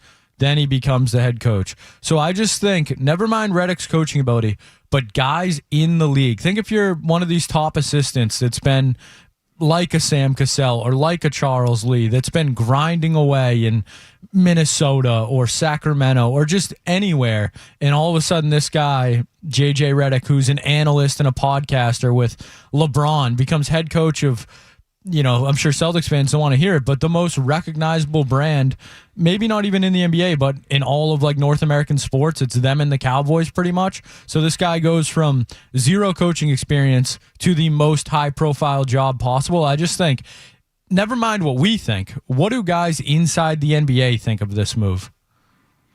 Yeah, I bet you there's a lot of lifers in there that are pissed. Or look at the, I'll say this, if we're just looking at the cover, JJ Redick speaks well. He's highly educated. He sounds like he knows what he's doing. From everything I heard, he's a pretty good teammate. He played defense. He could shoot the basketball. He's played for multiple teams. So, in retrospect, JJ Redick looks the part of a guy who could be a future NBA coach. He looks the part. But he never jumped on with like Orlando or Portland, or I don't know, snuck on to some team he played for staff. Even if he was a Duke assistant for a couple years, under Shire, under Coach K, like anything like that, I think people would look at it, not as harshly as they are now. But it's just, how do you look at that process and say he was the best coach available? You don't even know. There's no way to know. This one was funny, too, just to kind of pile on. Oh, I agree with you guys. You know what, guys? That's something I'd like to just monitor over the offseason. Even before the year starts. There are probably going to be comments and shade thrown at the Lakers for... And Redick, here's the deal. It's an uncharacteristic style. People don't like Joe Mazzulla, right? There are people who think... But he believes in a system. He looks at the numbers. He has a belief. He has a mentality. I mean, the guys last night were at the Red Sox game, and Jaylen Brown goes, oh, man, Joe's going to watch this game and, thinks that, now they're playing shortstop's going to help us in a situation. But that's what Mazzulla thinks, and they know that, right? They know that. Hell, Bill Belichick, we applauded Belichick for that for years. But this was the one that got me today. This is from Joe Von Bua. He's with The Athletic in L.A., the Lakers are considering designing an app for JJ Redick to share his game plan and strategies with his players. They're going to create an app for the team to watch his strategies and game plans. So now he's using analytics. He's trying to say this could help. And granted, he's a former player. Maybe he thinks they need to get into technology. I'm trying to play this unbiased. This move for assistants around the league, this is a bogus move. Specifically, the Lakers doing it. They may not have gotten the best coach available. They got the guy maybe they wanted or the guy LeBron wanted to keep him there. I don't know. Maybe there's still a LeBron effect in this one, which we should bring up. Like if JJ Redick's here, who's running the team? Is it JJ Redick and his app, or is it LeBron and Anthony Davis? But the Lakers are considering designing an app so we could share it. Like, is this something innovative, guys? Do you think this is something, like he's a former player, this could help us? I don't know. Like, I wonder like that with Gerard Mayo. At least Gerard Mayo was on the staff, right? That's the whole, this guy is going from literally retirement to an NBA final, to the Lakers head coach. How many guys have done it? Like at least Micah Shrewsbury paid his dues with the Celtics for a while, got a job, Penn State, Notre Dame now, right? These guys paid their dues. This guy's going to tell you what to do. The smartest guy in the room. It's either going to work or it's going to fail miserably. An app. All right, so would you like some coaches who were successful with no prior experience? Let's do it. Steve Kerr replaced Mark Jackson. He was an analyst. But he wasn't on the bench or anything? Steve Kerr was never an assistant. Kerr replaced Mark Jackson with the Warriors, making his coaching debut in the 14-15 season. Coincidentally, Kerr was an NBA analyst with TNT, similar to Redick's role with ESPN, before receiving the coaching position with the Warriors. I do remember that. And listen, that's a great answer to everything we're saying. Because remember, Mark Jackson sucked. Scal was on that roster, on that coaching staff. So, okay, that's a good one. That's a good one. How about Larry Bird? I mean, he did go to an Eastern Conference Finals and was very successful. He had a .687 winning percentage. Okay. All right. But he didn't win. Bird was good. Kerr, winner. No doubt about it. Kerr as a coach has been a hit. How about, we just mentioned the man that succeeded him, Mark Jackson, was hired by the Warriors. That didn't work out. Not great. So we're 2 for 3 right now? How about Jason Kidd? Went to a final, but he's been a fail. 2 for 4. I think a fail is strong, but okay. I mean, he just went to the finals. Okay. But I'm not a Jason Kidd fan. I just think a fail is a little strong. Okay. And is there one more? Steve Nash. Fail. 1 in 4? Every 1 in 4 coaches fails? I guess you got to take that, right? Got to take that percentage, 75%. Pretty big swing if you're the Lakers, though. Like, Bird was the Pacers, Nash was the Nets, right? Jackson was the Warriors, and I know the Warriors are a premier franchise now, but when he took over, they certainly weren't. So, yeah, I think it's just, if you're the Los Angeles Lakers, you got to be sure. He's also in trouble for some other things, allegations right now that I don't really want to get into, but wow. It's a controversial hire. I immediately went to crap it on him. I'm curious how other people feel who might not be Celtics fans feel about this one. We'll do that throughout the night tonight as well. 617-779-0985. But you know what we got next? What's it going to be, McFly? Are you in or out? Next here on 98.5 The Sports Hub. What's it gonna be, McFly? Are you in or out? More Joe Murray coming up on the Sports Hub.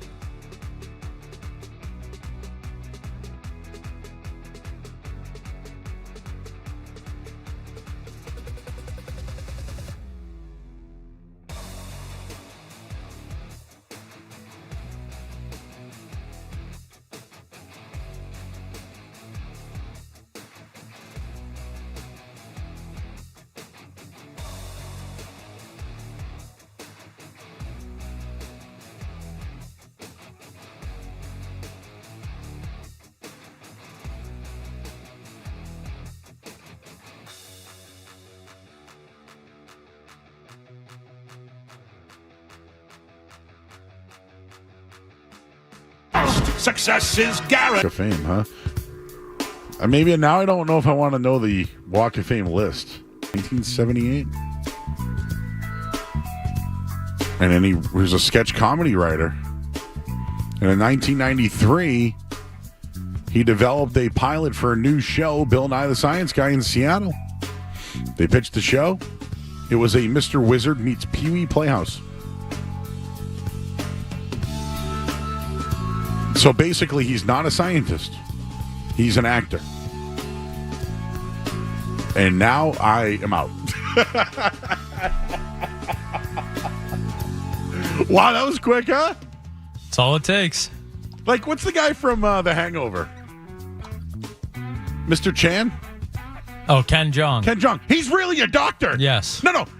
He's really a doctor, but he's an actor. So if you want to give him a star, he might be a scientist, but not the real guy. All right, Joe, we will head to... Is Larry a cable guy? Absolutely not. No. Is Larry a cable guy? His name's not even Larry. Larry the cable... I think his name's like Dan or something. So Larry the cable guy is not a cable guy? Not a cable guy. I don't know what to do anymore. Where are the guys getting... All AI commercial, Joe. No. Toys R Us has released an AI commercial. I sent it to you earlier. We'll retweet it on Twitter. Tuesday edition. We'll be back tomorrow night. Ready to go. See that new Oregon basketball court? Oh, yes. You did put that one in there. I just wanted to see if you saw it. I saw it. It did fine. It doesn't do much for me. Do you? I don't mind the Oregon jerseys in football. I'll be honest with you. I love the fact that the owner of Nike went to Oregon and wants to give the team different jerseys.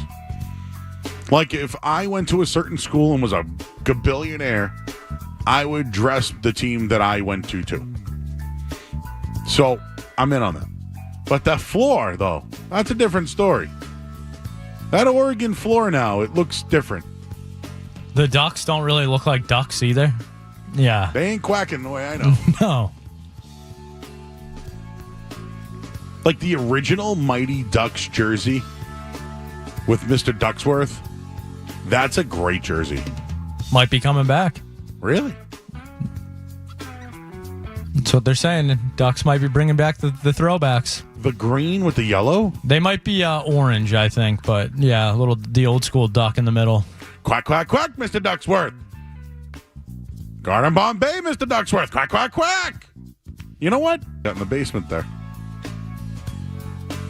To go with my Hawaii 00. 1978, whatever team won that year that I got on eBay.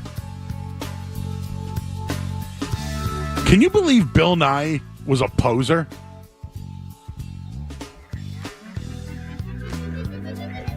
He's duped us. It's like Jerry Seinfeld becoming an astronaut and playing one that we believed it. Whatever. The NBA draft's tomorrow night, if anybody cares. A bunch of posers there, are there? I don't know. We'll find out next year on 98.5 The Sports Hub. From the Town Fair Tire Studios, the only place to hear the local call of the game is right here.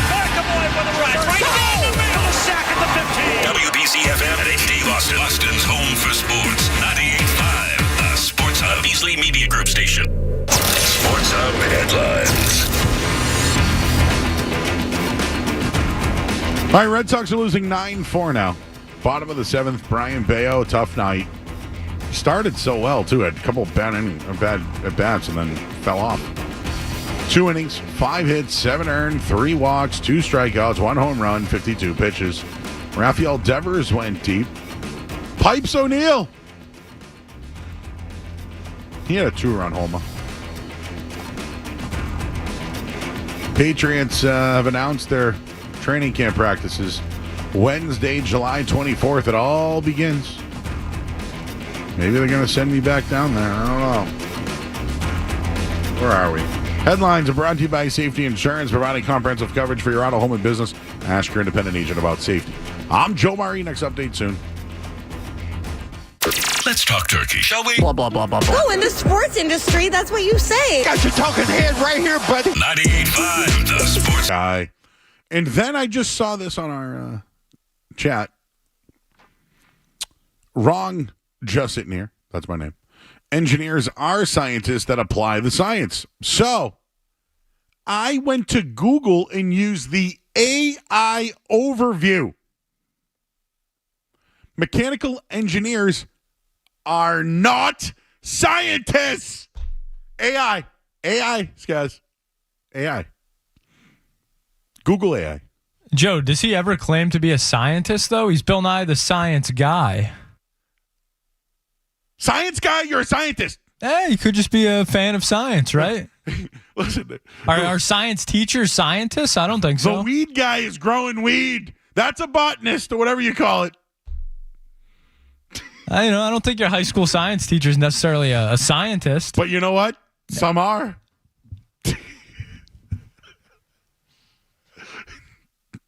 The poser guy. They do use science in their work, though. Mechanical engineers. So he could be a science guy for that. But the overview is mechanical engineers are not scientists, and it says it right here. AI overview, science, not scientists. He's a science guy. Yeah, sure. He's a comedian that plays the role of a science guy. Not a scientist. He's an actor and a poser.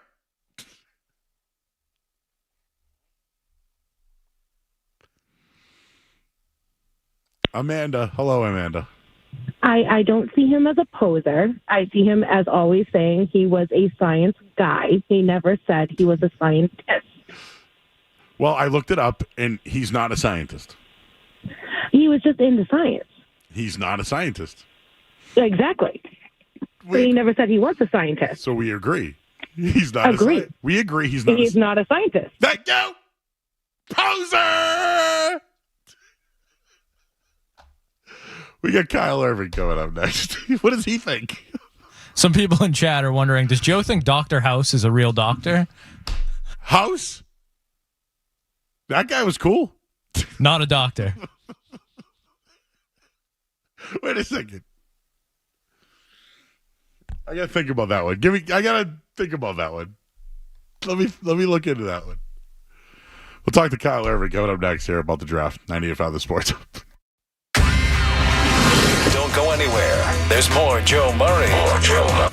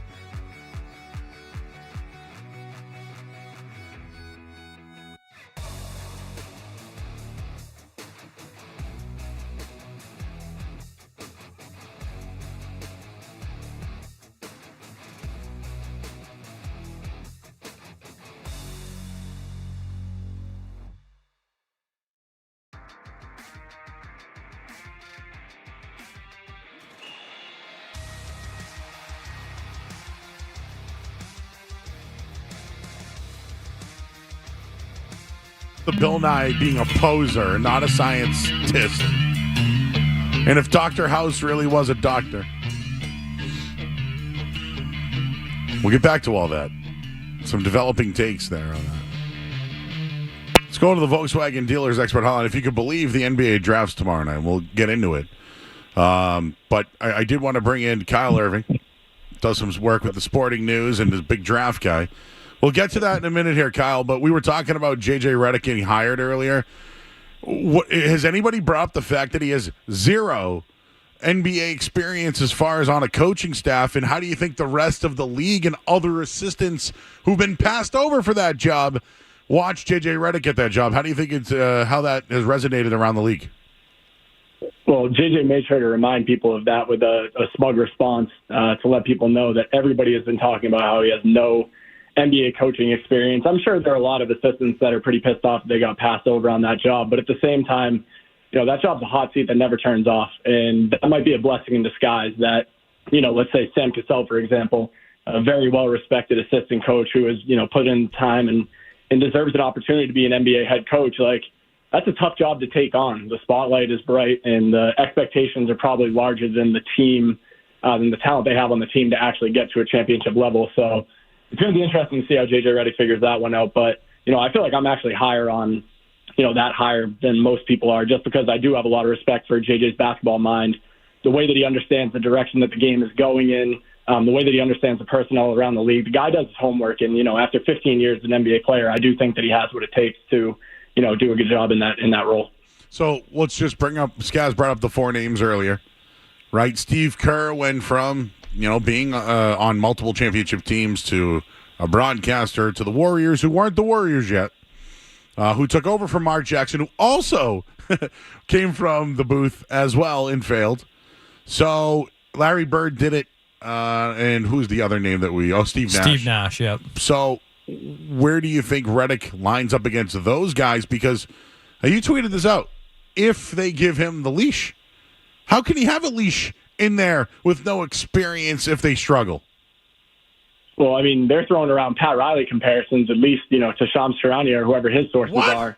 So, I think that they feel very highly on him and feel like he's someone that, they're trying to make it sound like they're going to give him the opportunity to stick around long enough to have that type of impact on a program. But I actually like the Steve Kerr comparison because I hadn't really thought of this until you just said it, but he is someone who Mark Jackson had Stephen Clay in place. And obviously that's different than, LeBron James in the back end of his career, and Anthony Davis, who has been more healthy lately, but still, he's injury riddled. And Steve Kerr took Steph Curry and Klay Thompson and changed the way that they run that offense to really just let them bomb away from three. And that was his way of adapting to the future of the NBA and the direction that the NBA was headed in and maximizing their talent. So, I do feel like J.J. Redick, just with his, he's part player, part analytical mind, and that's kind of a nice blend in trying to figure out a way. He talked about he wants LeBron James to shoot more threes. And, obviously that was a struggle in his game earlier in his career, but he did shoot a career high from three last year. He talked about wanting to use Anthony Davis as more of a hub in the high post and running offense through him because he has a tendency to fall into the background in games where, he doesn't look like one of the 10 best players in the world, which, we all know he kind of picks and chooses the nights that he does that. So I'm curious to see if Redick can kind of unlock those guys and the pieces around them the same way that we saw Steve Kerr kind of take a leap of faith and adjust to the direction that the game was headed in. Yeah, Skaz actually brought that up. So you can he wrote an article at 98.5 The Sport. I'm kissing Skaz's ass. Can you tell? Hey, that's all right. He deserves it. He wrote that over at 98.5 The Sports Hub .com. But yeah, I am curious how the rest of the league would feel about that. Sam Cassell, right? They just gave him a bump. Jeff Van Gundy had to leave to go to the Clippers because they just didn't want, these guys have earned it. Joe Mazzulla earned it. I think it's something that the Celtics are preaching. So people think I'm in Boston saying this as a Laker hater, but I am curious around the league. And then the other thing is Kyle's analytics. Did math win a championship for the Celtics this year? Because sounds like J.J. Redick's going to have an app with a bunch of analytics and letting his players at least get in there early on about his game plans. Well, that's the very first thing that, First Take and all those types of shows are going to point to if there isn't success. It's going to be that he's taking too much of an analytical approach. But, I do think that him being a 15-year player and understanding, there's a fine balance between the two. And I think Mazzulla understands that balance very much as well, even though, he's very high on obviously bombing away from three-point range. And I don't think the Lakers have the talent on their roster or the skill set on their roster to do that. But that's where I kind of come in on, him having such an understanding of the personnel around the league and the research that he does. He's super in the weeds with those types of, analytics on synergy and things like that. So, finding the right pieces, almost in a Moneyball type of sense, to put around LeBron James. I mean, it's no secret that if you put shooters around that guy, the team is going to be better. So just finding the right guys who, are trending in the right direction as three-point shooters and finding a way to get those types of players on the roster. I do feel like he's going to have some success. It's just that, the team isn't as good as they need them to be, and the expectation is a championship, and it's not a championship caliber roster. So, it's kind of a dumpster fire that he's walking into. But that's why they hired him, and they feel like he's the right person to kind of sit on the throne there and take the jabs that he's going to take while he's wearing the crown, and we'll see how long he sits there. All right. Are you already starting the who's leaving first, Jaylen Brown or Jason Tatum? Can they coexist after winning a championship? Is that one of your headlines you already got ready to go this year? No, are you kidding me? Come on. I have proven headlines out there saying that you should not break up those guys. In that getting rid of one of those guys doesn't get you any closer to a championship. I couldn't be happier that they saw that through and actually understood that. Yeah, that happens here. You know that? Oh, I know that happens out there. I'm tuned in. All right, just wanted to make sure that you were aware of that. The draft's tomorrow night. And I could not be... I love the draft. I bet on so much college basketball. But I got to tell you, this might be the worst year, and it's 2 nights. Like, you have to cover this thing, man. Like, where do you start as far as like a interest angle? I actually don't even care about who the players are. Like, who's going to jump up? Who even wants to select a player in the first round with all the salary cap paper and stuff? And that's where the Celtics come in. They have picked 30. Why should they even select someone at 30 if they're going to have to pay a tax on that? It's hilarious that that's the question that you asked, because I was kind of prepared for that. Like, why should somebody be interested in this year's draft class? And I keep going back to the 2020 draft class, which was dubbed to be a bad draft. And that was, there was star power at the top there with Anthony Edwards and LaMelo Ball. I think people understood that those guys had the potential to be franchise-altering talents, but everybody was kind of asking the same question they are about this year's draft, which is it as bad as 2013, the year that Anthony Bennett went number 1 overall?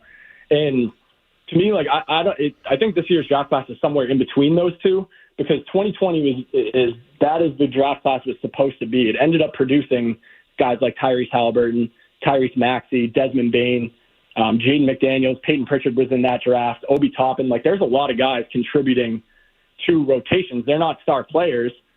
Some of those guys are, but, a lot of them aren't star players, but they are guys who are contributing to a rotation. So, like, it's not a great selling point for this year's draft. There's not a lot of star power. A lot of the guys at the top have a lot of swing skills that they really need to work on, to kind of hit that star level, and I'm not sure they're going to get there. But I do actually think that there are a lot of guys in this draft, guys who are more like specialists that will find a way to stick around in cargo roles in the NBA. So, when you're tuning in, you might not realize that these guys are going to cargo role in the NBA right away, but, we could look back in like 5 years and realize that this draft class produced 10 role players who are making an impact in the league. Yeah, so just on the Celtics draft pick, we know, they're picking last in the first round. It's going to be limited there, but I think a lot of fans think they need a big man. The name that keeps getting tossed around is Zach Edey. So I want to hear your thoughts on him as an NBA prospect, if he actually will be a solid player in the NBA, even if it's just a role player. And another guy I've seen mocked anywhere from 13th overall to 28th overall is the center from Indiana, Kel'el Ware. Yep. He's like 7 foot. Plays pretty good defense, and he actually shoots threes at like 42% last season. So I think someone like that would be a fit in the Joe Mazzulla offense, but does a guy like that make it to 30? And is Zach Edey like a legit prospect that the Celtics, should invest in? Yeah, when I'm mapping out the mock draft, I'm trying to see, because there are a handful of talented centers in this draft, but I do feel like a lot of those guys are going to go off the board before they get to Boston. Edey is an example of that. Kel'el Ware is an example of that. Daron Holmes from Dayton is a guy who I really like as a fit for the Celtics, but I'm not sure he's going to make it all the way to 30. With Edey, I really thought that he had hit his ceiling as a draft prospect after his junior season. But then when he came back last year, and he only sat like 3 minutes from the Sweet 16 through to the national championship game. He showed that he was more mobile than he had ever been in the past, that his conditioning was up. And those are kind of the biggest questions. Like, he's still a talented post player. I mean, he can really only he can really only shoot right-handed hook shots and finish dunks and layups. But he showed he's a little bit more mobile as a defender. He's a solid shot blocker. I do think that he's someone that in spot minutes, more of like, a specific role against specific teams. Maybe he's a guy you throw out there against a Nikola Jokic or a Joel Embiid. Like, he will be able to give you spot minutes there. And I do think that he's worked his way into first-round caliber talent, especially in a draft class like this. If he was there and available for the Celtics, I don't see why you wouldn't give him a look, just, knowing the depth issues they have at the big man position. But, at the same time, like, he doesn't really fit in the 5-out, Missoula ball idea that Boston's trying to roll with. So, like, Kel'el Ware is someone that's really interesting there. But, I have a hard time believing that he makes it past, like, Milwaukee is a destination that a lot of people point out for him because Brook Lopez is getting older and he kind of plays a somewhat similar role as a center that can stretch the floor. But, he was one of the top recruits in the country coming out of high school. I think he was a top 5 recruit, 5-star player coming out of high school. He went to Oregon. Things didn't really work out. He was pretty frail. He was kind of getting banged around down low, and then he transferred to Indiana and had a much better season this year. So, I like his talent. I like his skill set. I think it would fit great in Boston. I just don't think he's going to be available when they're on the clock at 30.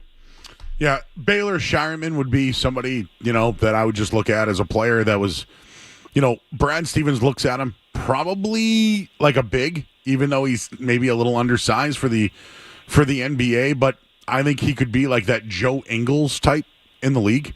But this is where the Celtics are at, right? They have to look at it as, they found Sam Hauser undrafted. Like, they've been able to develop some guys like a Peyton Pritchard, right? Is that what they're going to be looking for here? Or do you think stash like they've done with Yamadar and guys like that? Well, so I was actually going to throw an international name out at you just because I remember that you appreciated the international spin that I put on this last year when I did this. Fran Fraschilla, I love that man. Like, whenever he starts talking international hoops, because we did this the other day, the top players in the NBA are all international guys, right? So shouldn't you at least try that and take as many shots as you can?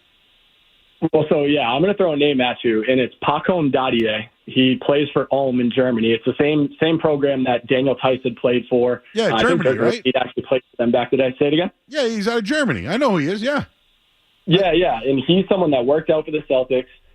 He's a 6'6" wing, 6'7" wing. He's a raw shot creator. I mean, he only averaged 6 points per game this year, but he's an 18-year-old playing in one of the best leagues in the world. Yep. He kind of reminds me of like a Kelly Oubre type scorer. He's long, athletic. He's a raw shot creator. He's someone that can knock down shots, but his jump shot needs work. And to me, like in a draft class like this, where you mentioned Baylor Shireman, I really like him. I think he'd be an awesome fit for Boston. If they decide to go that route, I totally get it. But he's not going to find a ton of playing time on a roster as deep as this team is. So, if you could find a guy like Dadier and just kind of put him in this system and let him learn from the guys in front of him, let him learn from JT, let him learn from JB, and find a way to kind of, figure out how he could carve out a niche in the NBA and find a way to fill a role. Like, to me, like those are the types of diamonds in the rough that are worth taking a swing on in a draft class that's this bad. Because I talked about the 2013 draft class. That lottery was terrible. There was only one guy who ended up going on to make an all-star team, and it was Victor Oladipo. But Giannis went 15 in that draft, and Rudy Gobert went 27 in that draft. So, like, why not take a swing on a guy like that who's one of the youngest players in this draft class? A lot of people didn't even think he was going to declare for this draft. They thought he was going to be a 2025 guy. It was kind of a surprise when he decided to stay in, and he should be available when the Celtics are on the clock at 30. So, if they were to take a swing like that, I think that would be a good move. Did he play with Wemby? I know he's from Germany, but played in Germany, but represented the France team. Is there a connection there? I only bring it up because Wemby's obviously you look at him, he's a freak athlete, great defender. But I like that name. Like, that's a kid, you could stash him for a couple of years, not going to hurt you on the salary cap. He's so young. He won a bronze medal a few years ago on the under-16 European Challenger, whatever. I've watched this kid's video. That's a great name. I believe his brother also plays hoop as well. But anyway, I was just wondering if he played with Wemby, and that's how I'm looking at now. Like, who's the next Wemby? because he came out of nowhere and was outstanding this year. Right, exactly. Yeah, and that's why, those types of guys are worth taking a swing on. I'm not 100% sure if he ever played. He might have played with Wemby, like in some of his youth, like whatever it is, 14, 15, coming up in France. I know that he played with another kid who's supposed to be a projected lottery pick in this year's draft, Teodani Salon, who, he's another one that is like, again, if you're a lottery team, why not take a swing on a guy like that? So, like, we're kind of in that mode of this year's draft class of, it's worth taking these, especially if you're a team like the Celtics, it's worth taking these big swings because, you swing for the fences and you miss. It's not really going to affect your team. And like you said, it's the worst case scenario. It's not really going to hurt the cap or, their tax penalty or anything like that, having him sit on the bench. Bronny James, where's he end up? It feels like it has to be the Lakers. Like, it feels like Rich Paul is really strong-arming his way to get Bronny to the Lakers. I don't know if you guys happen to see that interview that he did with ESPN last week where he basically just outright said that the Raptors were interested in him, the Timberwolves were interested in him, the Mavericks were interested in him and would take him if he's available. Like, that to me was a message to the Lakers front office saying, hey, like, I'm entertaining the idea that I would let my client go somewhere else other than Los Angeles, and you guys better be serious about taking him. So to me, it feels like the Lakers are inevitable. All right, man. Hey, did you know that Bill Nye, the science guy, wasn't a scientist? I was cracking up at that segment before I hopped on, and Joe, I am in such NBA draft mode that I remember Bill Nye being pretty tall. Let me see how tall he is. Let me see if I can open this up and say that he would have been an NBA draft prospect in this year's class because that's how bad it is. And I looked it up. He was only 6 feet tall. So not only was he a fraud of a scientist, but he's also a fraud of an NBA draft prospect. Yeah, 6 feet doesn't really get you far these days, man. I mean, you got to be an excellent shooter. Hey, dude, by the way, this draft class, do you think the NIL has been a big problem for a lot of these kids who could have been projected to be second-round picks, but now they're going to stay in school and make more money? Exactly. Yeah, the NIL is a big problem there. He's Kyle Irving. Kyle, appreciate you. Sporting News. We'll be watching 2 nights of this, man, huh? You guys excited? In or out on 2 nights of the NBA draft? I'm going to have to say in just for my job's sake because that was, at 1 a.m., 2 a.m. work night every single year. But, I'm going to say in just for the sake of my job. Yep, good. That's how you roll, Kyle. That's how you roll. I'm out. Well, we'll have it on. I can't wait till they announce somebody and it's like some kid who paid for a ticket and just walks out from the stands. That's always my favorite on draft night. He's Kyle Irving. Go check him out. Sporting News. Kyle, appreciate your time, my man. Of course. Thanks for having me, guys. All right, thank you. It's Kyle Irving, everybody, who's got his mock draft in there. He's got guys that you should be looking at. Now I'm looking at Euro stashes right now. Looking at guys that they can draft from Europe and stash them. We'll get to the headlines right now. I'm Joe Murray here on 98.5 The Sports Hub. Sports Hub headlines. Red Sox are losing 9-4, bottom of the 8th over at Fenway Park tonight. Brian Bayo got lit up. 2 innings, 7 hits, 7 earned, 2 strikeouts, 52. I tried to say that they had good.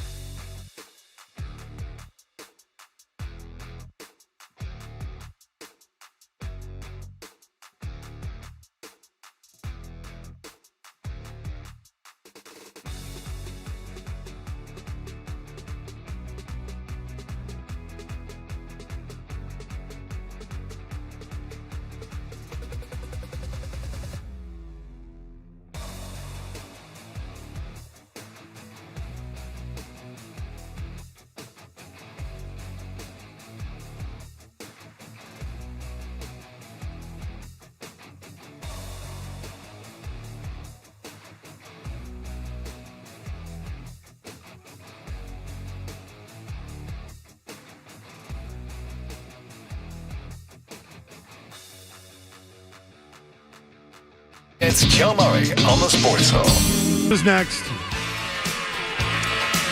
But I've at least come to the conclusion that Bill Nye was not a scientist.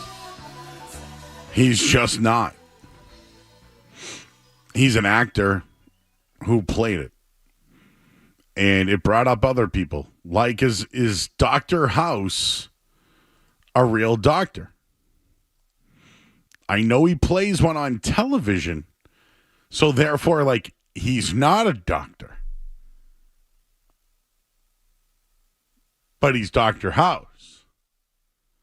Like, I understand that Forrest Gump played for Alabama and was in a movie. So therefore, he didn't really play for Alabama. But Bill Nye was an actor who did a show on science, and he's not a scientist. And Riz in East Providence has a thought on that. What's up, Riz? What's going on, Joe, Kev, Skaz? First and foremost, shout out to the Twitch fam, YouTube. You already know it's the show within the show. But Joe, man, I'm just upset out here, man. We've been hoodwinked, bamboozled, led astray, run amok, flat out deceived, Joe. Bill Nye, the liar guy. We broke bread with this dude Saturday mornings, Joe. And if you're from the hood, you know damn well you didn't have no Frosted Flakes with Tony the Tiger. You had straight Paulie the Polar Bear Frosted Flakes. That's exactly how upset I am, man, when Ma Dukes came with some bootleg cereal, man. Bill Nye, Joe, I got no words, man. He ain't a scientist. He's a poser. He's a liar. He's a poser and a liar. Bill Nye, the liar guy. Bill Nye, after wrestling. Bill Nye, the science guy.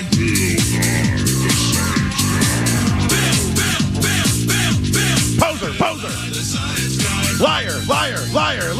Science rules. Yeah, it rules when you're a scientist.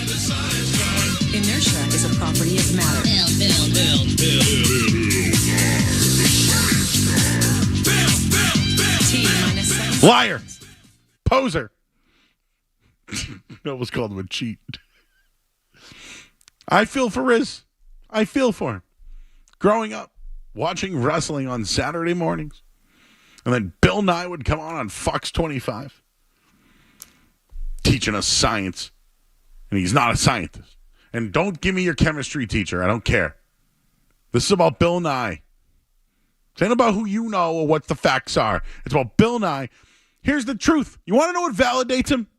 Why did we bring this up tonight, Skaz? Why did you bring up Bill Nye tonight? Because he got a star on the Hollywood Walk of Fame. And who gets stars on the Hollywood Walk of Hall of Fame? I would say actors. Actors, not scientists. You think Neil deGrasse Tyson has a star? Would that be Drake? Degrassi? No. Oh, sorry. Neil deGrasse Tyson, the scientist.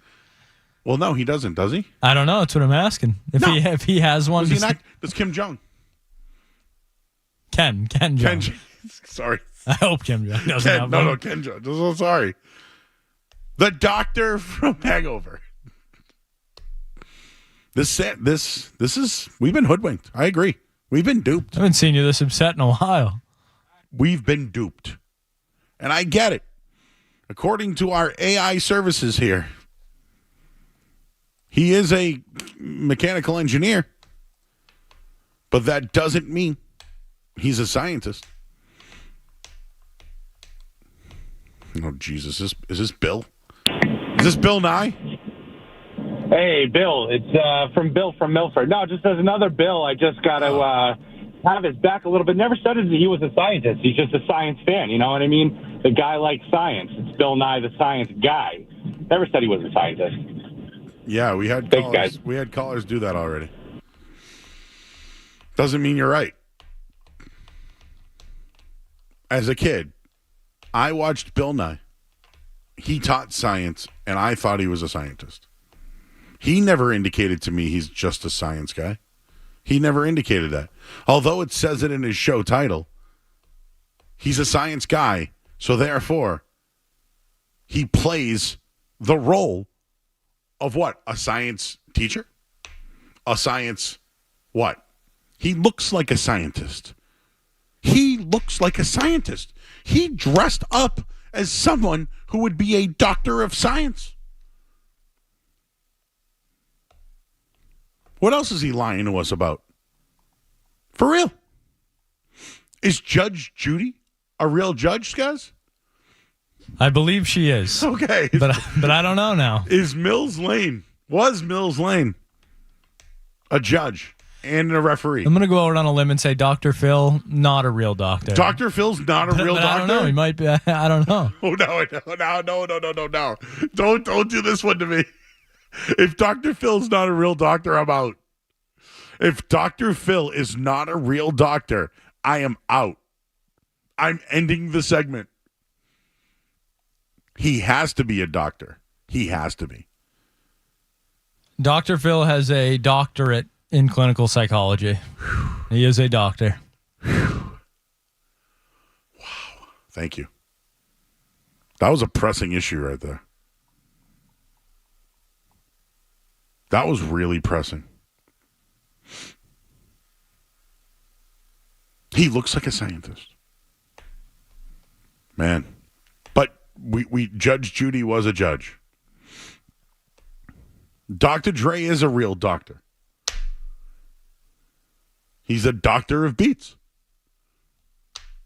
And when your album sales isn't doing well, who's the doctor they told you to go see? Dr. Dre. He's a liar. Bill Nye the liar guy. I'm Joe Murray. Bill Nye's a liar here on 98.5 The Sports Hub. More Joe Murray coming up on the Sports Hub.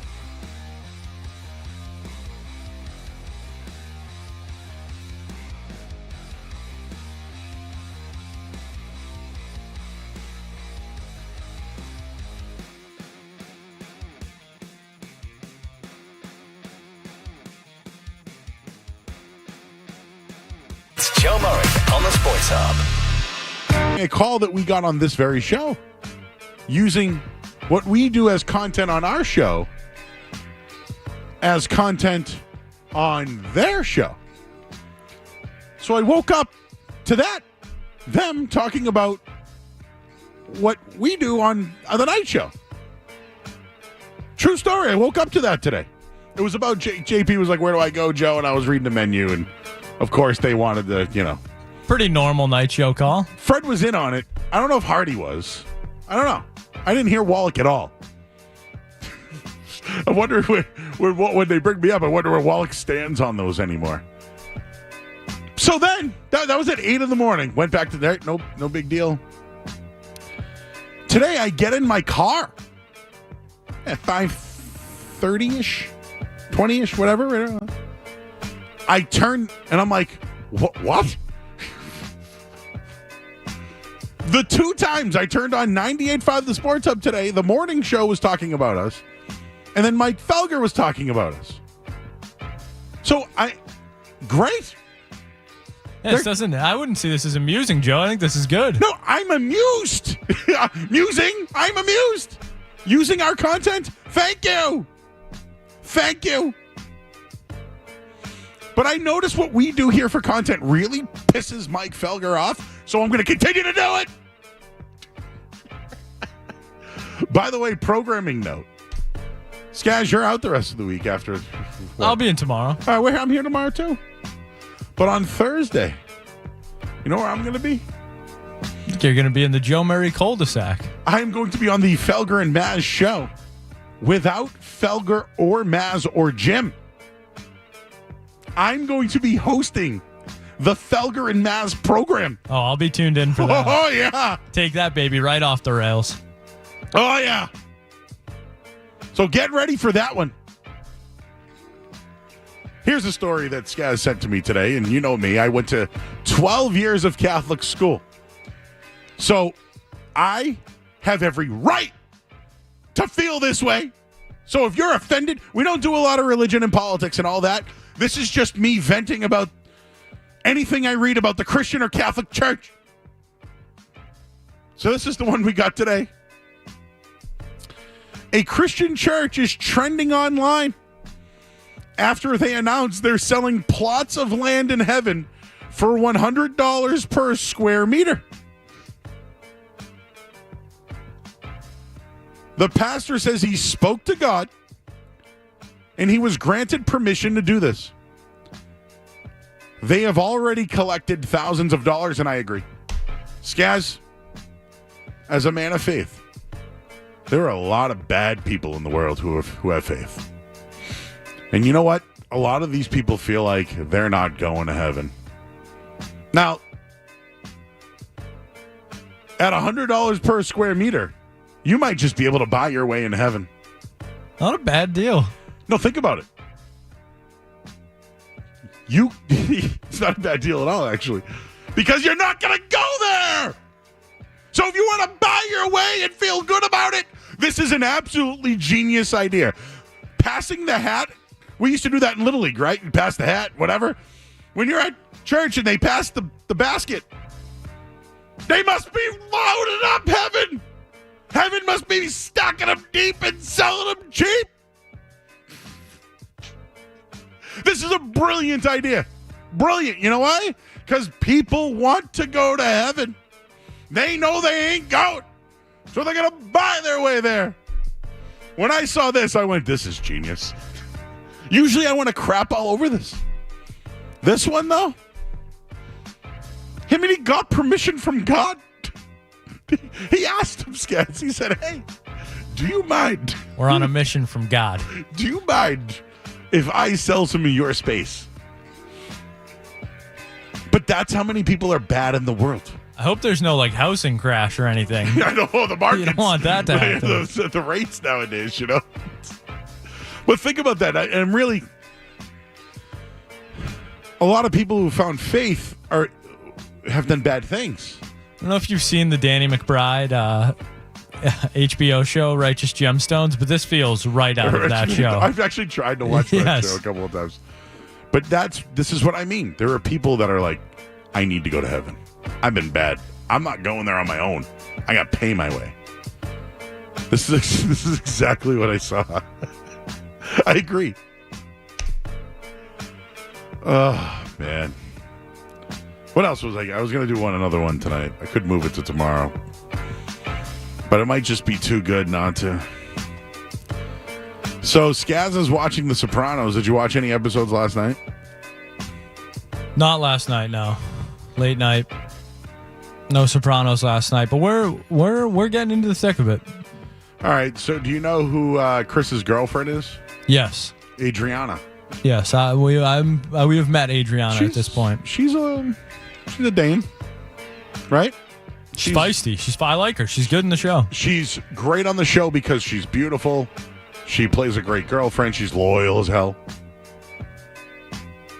And Christopher, right? She works at the club. Like, she's in, right? Well, Drea Di Matteo is her name. She has an OnlyFans account now. She was on Sons of Anarchy, if you remember. She's had a good career. But now her job is OnlyFans. And she feels that OnlyFans empowers her. Uh-oh, do we have some news? Oh, whoa. We got to stop the musings if we do. Okay, well, this could be something that would interrupt what we're talking about.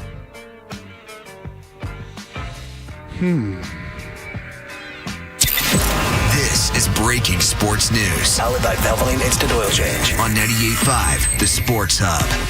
Well, the Brooklyn Nets have agreed in principle on a trade.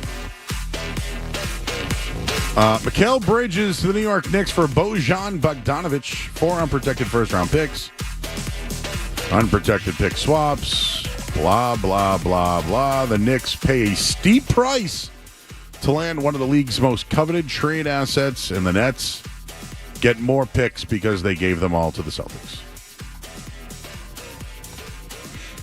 We'll do the Adriana stuff tomorrow. That's a big one.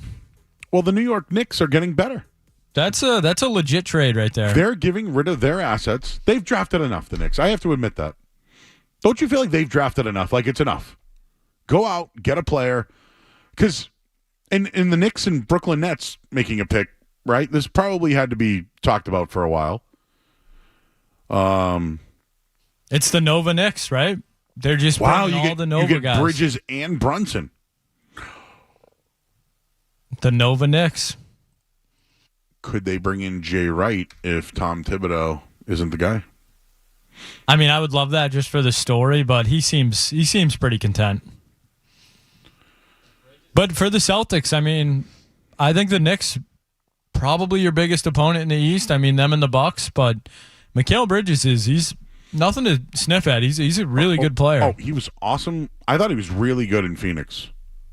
And then they had to trade him, right? The Nets they've been offered multiple firsts for him in the past. They've said, no, we're going to build around him. They've turned down multiple offers for him. So they must have just felt it was time. Was he in the Brown or Tatum draft? I'm trying to remember. But if you think about Bridges, he's probably at the prime now. Like, he's probably now ascending into that all-star, potentially a third teamer. He's going to play around with that. And when you're in Brooklyn, you get lost there. But he played 82 games last year. He was just under 20 points a game. So he goes to the New York Knicks now, huh? And looking at the Knicks, That's to mean OG's gone for sure. Yeah. He's going to sign somewhere else. But that's going to help someone. And I think Bridges is a better player. Oh, my God, and I think he's a better fit on that team. OG, I don't know if he's a fine... Solid player. And he was really good with Toronto. Mikal Bridges is better. So if we're looking at the New York Knicks now, I mean, does DiVincenzo now go to the bench? Where does Bridges go? Is he a small forward? Does Hart move to... I'm just trying to think here. So Bogdanovic is gone. And... Randall, obviously, he's going to come back from injury.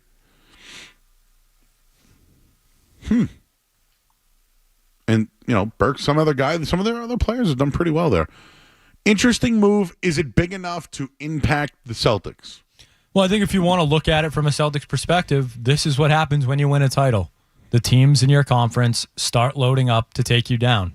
That's exactly what the Knicks did. And I mean, look at the Nets going from trading the Celtics a boatload of picks to receiving a boatload of picks. I think they've finally realized the error of their ways and are trying to correct that. I mean, they get 5 picks out of this deal, so they're in it for the long haul. That's a rebuild. Let's recap this. I'll give you the trade and headlines.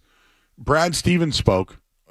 Let's play that audio. We'll re-rack the New York Knicks trade, and could another team in the East now make a move? The New York Knicks were 1 game away from playing the Celtics in the final.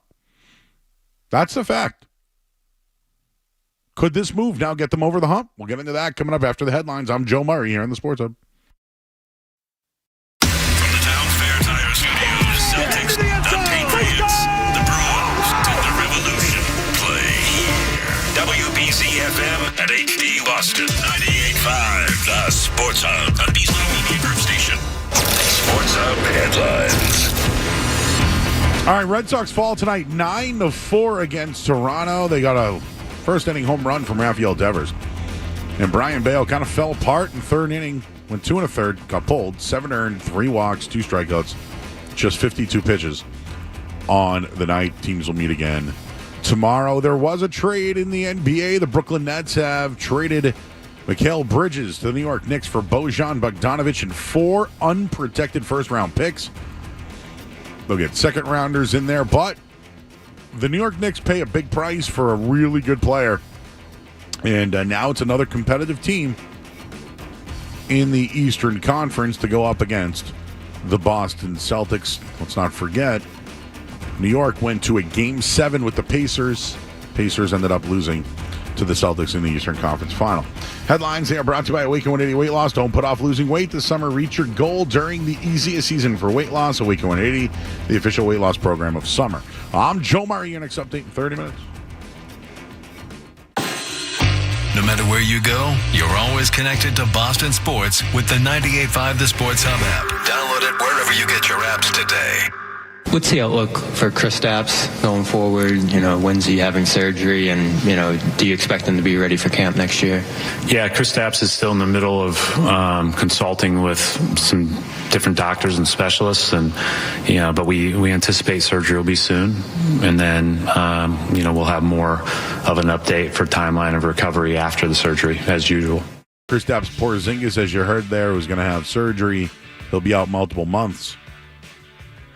I don't know how that means for a season, though, but that was Brad Stevens, though. This trade that's happened right now, New York Knicks acquire Mikal Bridges, and you know what? We got another trade. We don't need a sounder. No sounder for this one, I don't think, but Woj with just another, he says another massive deal. I'm going to disagree with him slightly, but we got another trade. Woj saying the Brooklyn has a deal with the Houston Rockets to return the Nets' 2026 first-round pick for a 27 Phoenix Suns first-round pick. The Rockets also acquire 2025 right to swap with a Houston OKC first-round pick for 2025 Suns first-round pick. So just a lot of minutia there, but a lot of picks being moved around. And the Rockets, who selected Amen Thompson last year, guys, if you ask me, the Rockets are in pretty good shape with Ime Udoka. Say what you want about Udoka and how he screwed up here, and I agree with that. The Rockets are on the rise. And if they're swapping so just to kind of dumb this one down, Brooklyn and Houston are essentially going to swap picks that were with Phoenix because Phoenix gave up all their picks to get Bradley Beal. The Rockets then get a pick swap from OKC that the Suns gave up a while back going to the Rockets. There's a lot there. Back to the New York Knicks. Did I say that right? Yeah, but okay. Just on the New York Knicks, I know you're a big odds guy, and usually you see these tweets, odds shift before trade, after trade, and the odds are exactly the same. Not the case with this Mikal Bridges move. The Knicks, before the trade to win the NBA championship, plus 1,600. The New York Knicks now are plus 900 to win the NBA championship. That's a pretty big shift. What does Bridges play? Is he a 3-and-D, you'd say? Yeah, I think that's probably where you'll see him in Tibbs' system. Would you probably have DiVincenzo come off the bench, move hard up to shooting guard, and have Bridges at small forward? I think that makes the most sense. Okay, so you're going to have Brunson, Bridges, and Randall up front with Hart and Hartenstein. And potentially you'll have McBride, DiVincenzo, Burks off your bench. They're not. They can't. Oh, and Precious at you. They're not done. Something tells me they're not done. Is the New York Knicks now a destination? Like Jalen Brunson being an MVP candidate? Could Julius Randle, the way that they played, Skaz, would you move Julius Randle? Like if you could move Randle, I don't know, I'm just saying No. They're building something. Okay. You keep them. But you wouldn't, I'm just using Zion as an example. No. Okay. He can't stay healthy. I mean, not that Randall's been super healthy, but yeah, no. I get you. If he's in New York, though. I mean, imagine Tibbs running Zion into the ground. No shot. He'd play zero defense. Yeah. Zero.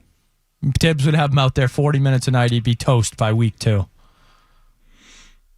Man, that trade that they made with the Pacers, huh? Like, now that I'm looking at it, that whole Siakam deal and him being in the mix with Toronto and New York, it's just flopping players around. But Mikal Bridges is legit, everyone.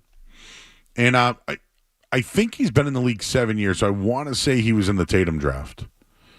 But look where Tatum and Brown are. Like, doesn't Mikal Bridges now?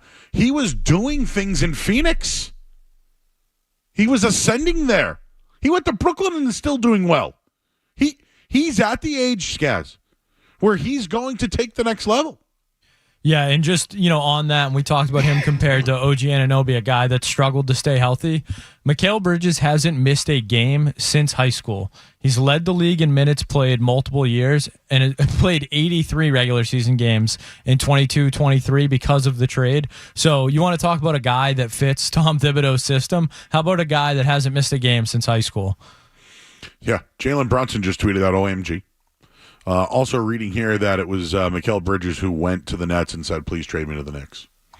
Well, the Knicks gave up a lot of assets for this. So when I say a lot of assets, do you think the draft picks matter anymore? As much as we, like the Tatum Brown and all that stuff? That's where I think, I don't know, I'm looking back at, I guess Wemby was huge. I shouldn't say that. We got another, this isn't a trade, but you seeing this? Yeah, I just saw this again. So the Nets are just making moves. They've now reacquired another first-round pick. Oh, I'm talking about the Rockets. Have you seen this from Woj? With the no. The implication of the Rockets landing the Suns picks, Houston wants to trade for Kevin Durant. And this has become far easier for Houston if they can return the Suns picks that they gave up in the Durant deal to the Nets. Suns have said they're keeping Durant for now, but that could change next season. Oh, wow. But for now, Houston has the picks to make the Suns whole again. So are we talking Jabari Smith, Amen Thompson, Fred VanVleet, Jalen Green, Kevin Durant? That is a wild tweet from Woj, though, just to say, Houston, all of a sudden, they're in on Kevin Durant. Like, that's from left field. I'm in on Houston. I am. I think they need a couple of years. But you put Kevin Durant with Fred VanVleet and Jalen Green and Jabari Smith. And there's bigs there, right? Steven Adams, I believe, is there. They have a ton of young talent. Whether you like Dylan Brooks or not, he's on the team. Wow. Ime ain't messing around, huh? I don't know how much he has power of the Rockets, by the way, but I'm sure he has some influence. And I'm sure when he went to Houston, he took the job because, I don't know, they needed a name. They wanted to get back into the mix. They have young players that have developed. They've been developing them. So essentially, the Nets are going to retrieve a bunch of the picks they've given up, and then some of them are going back to Phoenix in this case if they do move on from Durant. I'll ask you this, guys. Do you think it's worth the Suns bringing back that group? Bradley Beal and Booker. Maybe this is the OKC rumor that's going out there to try to raise the price for them because they just got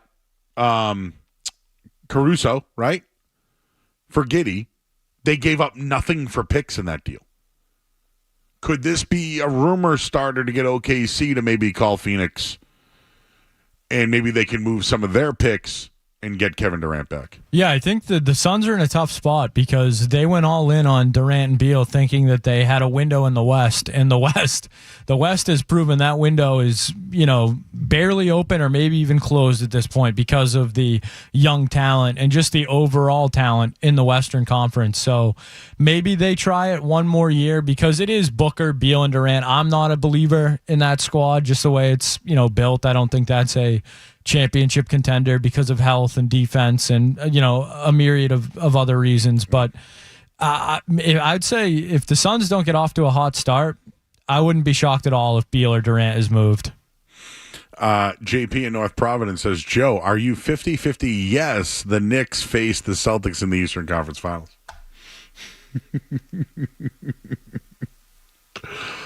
I am 50-50 no on that one. I think the Pacers. I still think the Pacers are the better team. But the New York Knicks have added besides a Durant, I don't know. Would I take Bridges over Durant right now? I probably would. Does that sound far-fetched? He's going to play every game. But is that far-fetched? I don't think it's far-fetched. No, me either. I mean, Durant's obviously the better player. Durant's better volume is unheard of. But Mikal Bridges he's a really good player. He's going to play 82 games. He's going to defend. He's a team leader. Again, I think he's ascending. I think I'd rather have Mikal Bridges than Kevin Durant right now. Wow, it's wild to say, but yeah. I think the New York Knicks may have acquired the best player available. And he wasn't even really available. So now it's like, who else is going to shake loose? I was trying to think. A bad team. Like, Cade Cunningham's probably not a big name, right? I'm just thinking of bad teams with players that could move. Memphis, would they ever move on from Ja Morant? I don't think they can. See, I think Memphis is going to be really good next year. I don't think they can. And the Pelicans, I'm interested in. The Kings, do they? I mean, no. They're still contending. And now the Klay Thompson stuff's opening up. The draft's tomorrow. Can you believe this? We're starting to get some moves already. We might have to late breaker sounder all night. But who's in on Thursday night if I'm out and you're out? I believe it'll be Jeff Williams and Nick Cattles. I'm not 100% sure, but I believe that's who's in on Thursday night. So Nick Cattles will be here on Thursday night 2 of the NBA draft. I believe that is correct.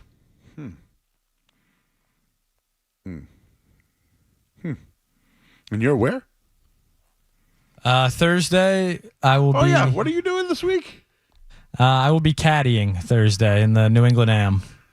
The New England Amateurs? Yes. Where is that being played? That one is at Old Scotland and Bridgewater, so right in my backyard. Oh, really? And you're going to caddy for the day? Yes, and then I am playing in a golf tournament very early Friday morning. So you're gone. You've gone. You know, people have gone fishing. I feel like I shouldn't have admitted to both those things, but yes, that's where I'll be. Why not? Yeah, just people. You're missing work to caddy. No, you have vacation time. You can take it. And I'm looking forward to it, honestly. No, Skaz. You've earned vacation time. End of Celtics season, get out there, caddy one day, play in a tournament the next. Listen, I just read you the announcements of the Patriots dates. I'm working every Patriots game this year, even preseason. Do you know what that means? I don't go on vacation from August to January 1st? I mean, I work the games over the holidays, but we got to start squeezing this vacation time in now, Skaz.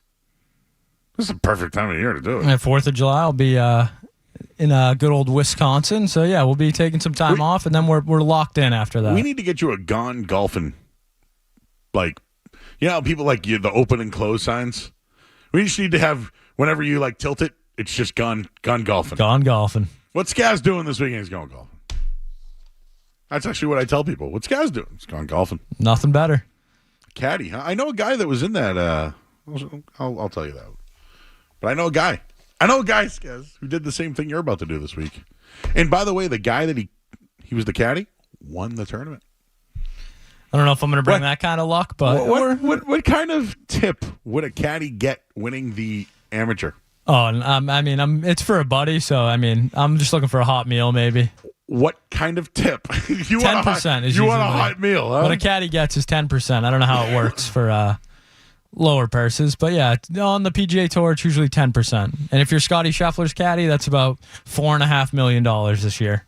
All right, we'll get more into this NBA stuff that's happening. We're a little bit late here, but breaking news happens, and we got to get to it. I'm Joe Murray here on the Sports Hub. Don't go anywhere. There's more Joe Murray. On the way on 98.5 The Sports Hub.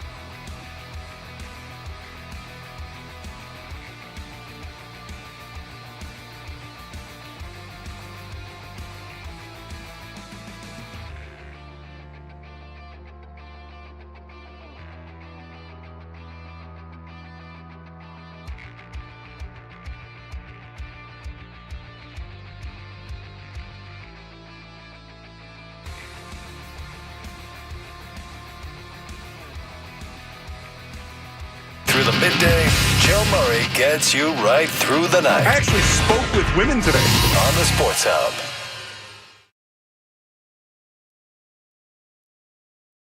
What NBA team would you like to coach?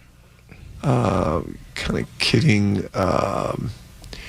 The Knicks. Okay. Jay, right to the Knicks. Okay. Huh? There's nothing Madison Square Garden. Madison Square Garden. But we're kidding, of course, because I don't want to. JK. Totally just a joke. Totally just a joke. But Jay right to the Knicks. Jay right to the You Knicks. heard it here first. Print it up. Pardon my take. Couple of things just to clear the air here. So the New York Knicks traded for Mikal Bridges. If you think about the New York Knicks, they now have Jalen Brunson, DiVincenzo, Hart, and Bridges. All four of them were on Villanova. I guess you could use Julius Randle as the 5 in that equation, right? But Tom Thibodeau's defensive philosophy, I'll say this, guys, didn't defense win the Celtics a championship this year? They have that mindset. Bridges can score 3 and D. Hart, very good.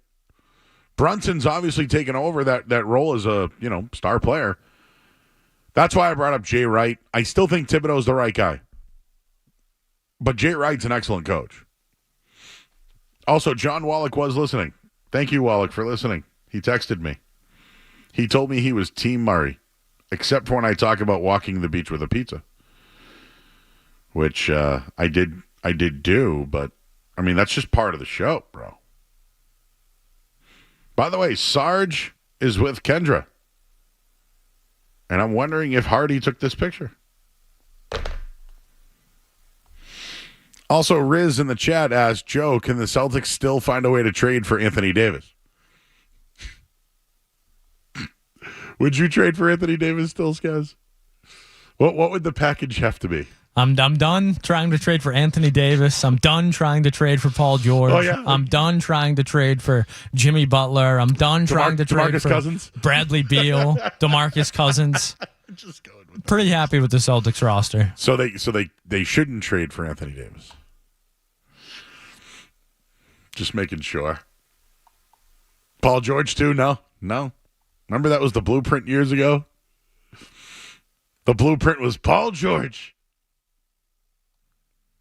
Oh, we have callers at 617-779-0985. Stretch. Hey, what's going on, Joe? How you and Skaz doing tonight? I'm good, man. I feel like I owe you on a bet. I feel like I owe you. You know what? It's all right, Joe. It's all right. No, I'll make it up. Somehow, whenever we get merch, I'm gonna take care of you. Okay, I'm gonna hold you to that one. No, it's easy enough. All I'd have to do is just put it in the mail. All right. And I wanted to go back. That night that I talked to you, and I think it was Sharon Battle that was on. Yeah. I misspoke because I wasn't feeling good that night. No, Al Horford should not have his number in the Raptors. I misspoke on that night. No, he's not one of the great Celtic centers. But going back to the Knicks tonight, listening to you, he's putting together a squad that know each other. If you can play with each other, you know each other's weaknesses and strengths. What Thibodeau is doing, he's putting that squad, that same college squad, that know what they can do. And they know how to push each other. The Knicks is going to be a problem coming up this year. You're feeling it, right? Yeah. When you said all Villanova, you think about it. Villanova had a good squad that year that they won. What was it? Back in champions. 2022? Probably within the last 7, 8 years. Yeah. No. Like within the yeah. But now those guys are all ballers. They're all ballers in the NBA now. And this is what I'm saying. Now you bringing them all together. They've all been individual stars on their teams. But now you're bringing them together and they can play again. Just think about the Fab Five of Michigan. If you could have put the whole Fab Five of Michigan on one NBA team, that would have been a heck of a run for them. Chris Webber, Jalen, Jawan Howard, Jalen Rose, two of them Ray played Jackson, together. and Jimmy. Yeah, Yeah. I don't know if Jalen Rose ever played with Webber and Howard, though. Nah, they never played together. But just imagine the way that Fab Five squad was in college. Villanova's five was good like that. So now just imagine if you could have took all five of them and just put them, let's say, on Golden State. What type of, you want to see what type of success they would have, but I think they'll have a good success because they know each other. And add Julius Randle, who's a baller. That's what I'm saying. We know each other. You know what I mean? We've hung out before. I know you like the ball down here. I know you like the ball over here. I know your sweet spot is this corner over here or any corner. You know what I mean? We've played together. Now we just add Julius Randle in the middle. Okay. Right. We can put it together. You're right, Stretch. They're going with a good coach who's, as an assistant, won a championship, has a defensive philosophy. Last year, they were one game away from the Eastern Conference Finals, and they're a better team today. And now look at what Thibodeau is going to do. You're going to keep Jalen as your starter, Jalen Brunson as the starter. You know what I mean? Mm-hmm. Now he's going to mix and match and see who's the best coming off the bench, who's going to be the best one squad coming out and the best two squad coming out. You feel what I'm saying? Then you mix and match them all together. I'm feeling you, Stretch, and I appreciate you calling, my man. Stretch feeling that New York Knicks move. He's feeling it. I kind of like it. How many times does that happen where you put a bunch of guys, like Gordon Hayward, Brad Stevens, right? But I'm talking, because Weber and Howard tried with the Bullets. Didn't work out. Rick Pitino tried with Ron Mercer and Antoine Walker and Wayne Turner, I think it was. They've tried. The whole put your college team together in the NBA hasn't always worked out. But now people are excited. They're excited in New York. Oh, is it okay to say, Skaz, that the national media is pathetic when it comes to rooting for the New York Knicks, or does that make me a green teamer? You think Stephen A. leads off tomorrow with the Celtics better be wary of the new-built New York Knicks? The Celtics' biggest threat in the East. I would almost guarantee that's how Stephen A. starts tomorrow. But is that a green teamer take, or is that just you acknowledging what's probably going to happen? Oh, facts. Sorry. I don't know if I'm allowed to speak on this, Joe. I'm a biased party. Yeah.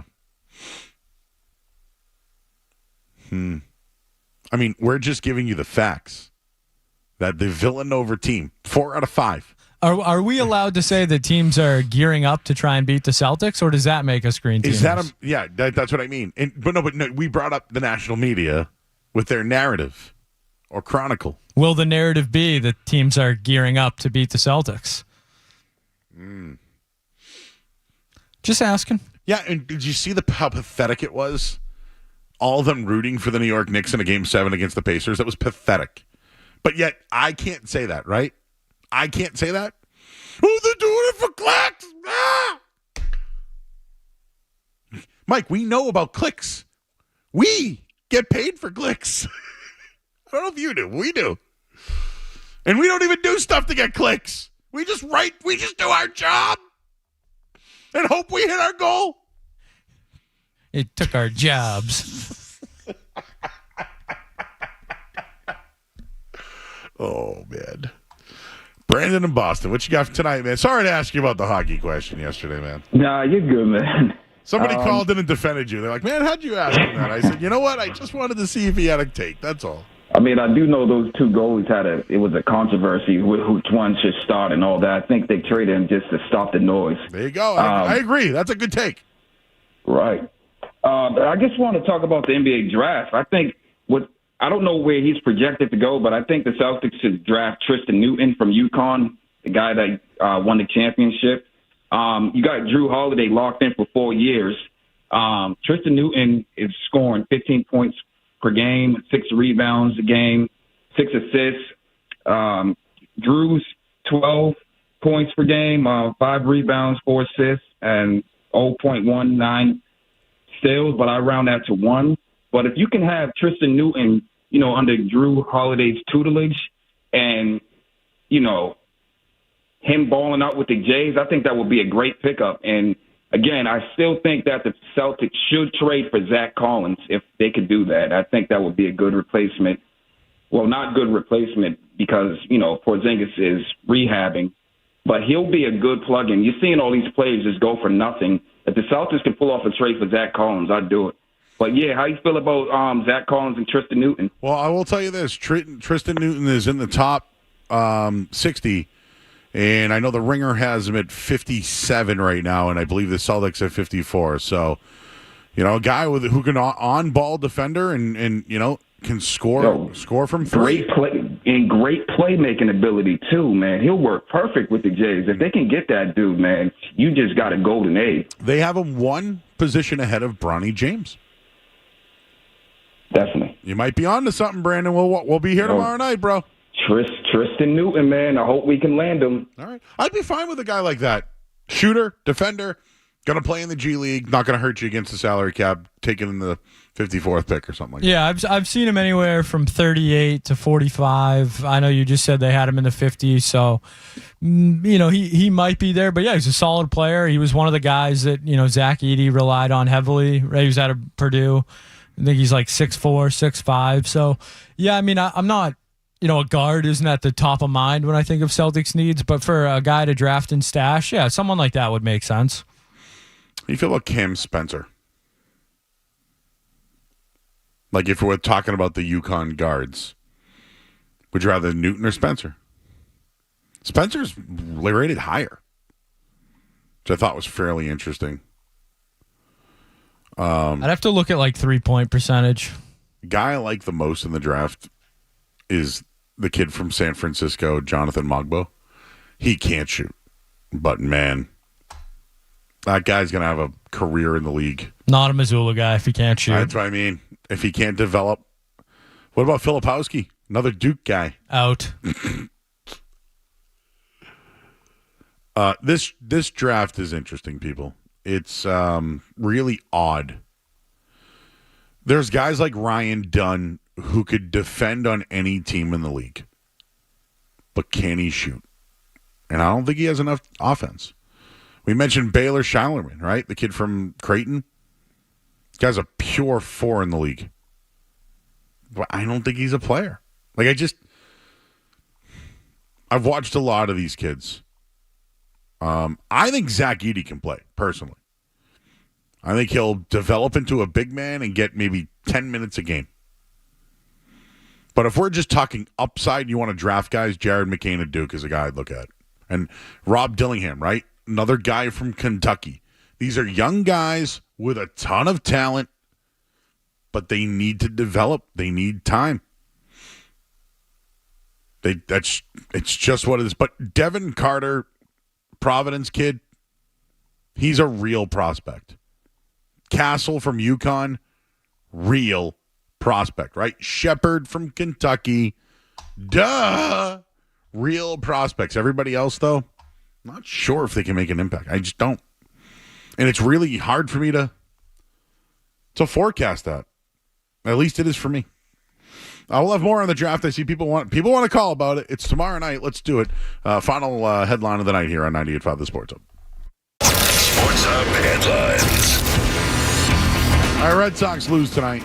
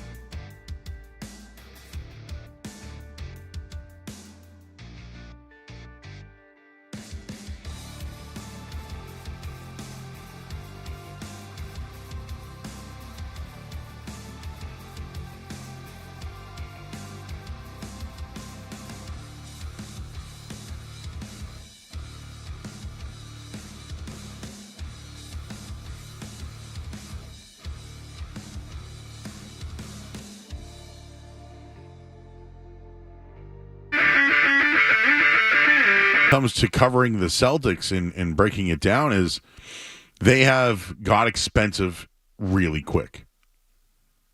I mean, if you want to look at the end of their bench, they have a restricted option on J.D. Davison, a guy they drafted from Alabama who's improved. Jordan Walsh is at the end of their bench now, who may find some time, or they should try to find some time for him. He developed well in Maine this year. So I think they need to look at him as potentially being a guy that can play a multi-role for them. Big man minutes, help on defense, shoot the three. So Brad Stevens said today that if a player is worthy of being picked at 30, they will do it. But that's an expensive pick. If they do that, they have to pay the tax on that player. In my opinion, I would not select someone there at 30. Who would I select at 30? I would select Baylor Shireman. I would, from Creighton.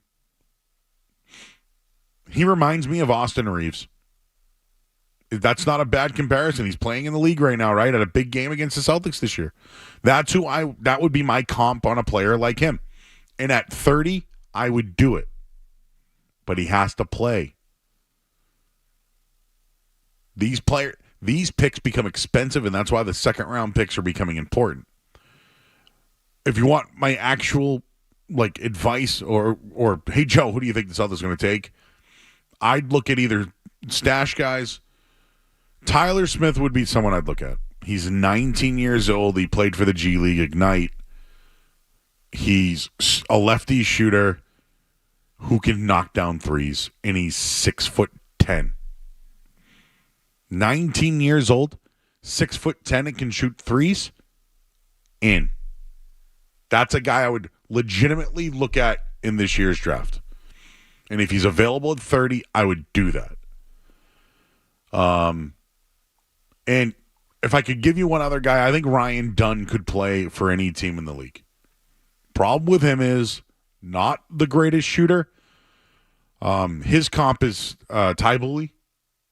Right? That's a guy that people think he can play in the league. He can shoot. He can defend. But for me, it's a reach. It's a reach. You know who I do think could play right away for this team if they drafted him? You know, P.J. Hall played for Clemson. Big 6'9" guy. He was a great ACC player. You know Dean Wade, right? He's that kind of guy, played for Clemson.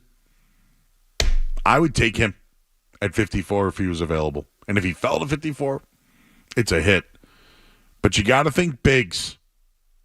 Bigs. That's what I'm looking at.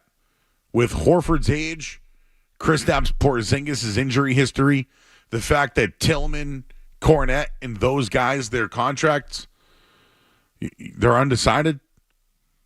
I'd look at starting to develop a big. That's what I would look for. But Brad Stevens has done an excellent job of drafting or at least identifying shooters. Sam Hauser was one of the best shooters in college and went undrafted. And look at him now. Right? They have a kid right now that they're working on. Drew, what's his name? That's with the G League right now. They think he could become a shooter in the league. Brad is good at those things. He wants to make multiple picks, he said. I would trade out of 30 and try to collect second-round picks. Or you draft the guy you want and you stash him. But if you're drafting a guy at 30, remember this. You're going to pay multiple for it because of the tax and apron. So, Skaz, I don't know if there's a guy or a position or player.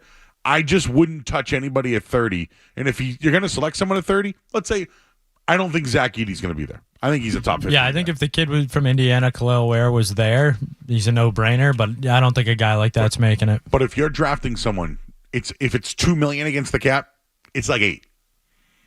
I just wouldn't do it. Not with this group.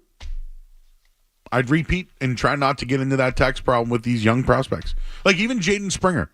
Like the guy, but for $4 million, I'd move on if I could. Would you like to hear the Nets' final haul for Kevin Durant after this is all said and done? Yeah. So the Nets for Kevin Durant have gotten Cam Johnson, a solid little player. 8. That is 8 unprotected first-round picks, 1 protected first-round pick, a 2028 first-round pick swap, a 2028 unprotected pick swap, and 3 second-round picks. So maybe the Nets are learning. Oh, yeah. Watching the Celtics win. Here's another one. You know who lost in this one? Philly. Philly drafted Mikal Bridges and traded his ass. Imagine Embiid, Bridges, and Ben Simmons. That probably would have been better than whatever they've trotted out there. They always lose. They missed on Tatum. Oh.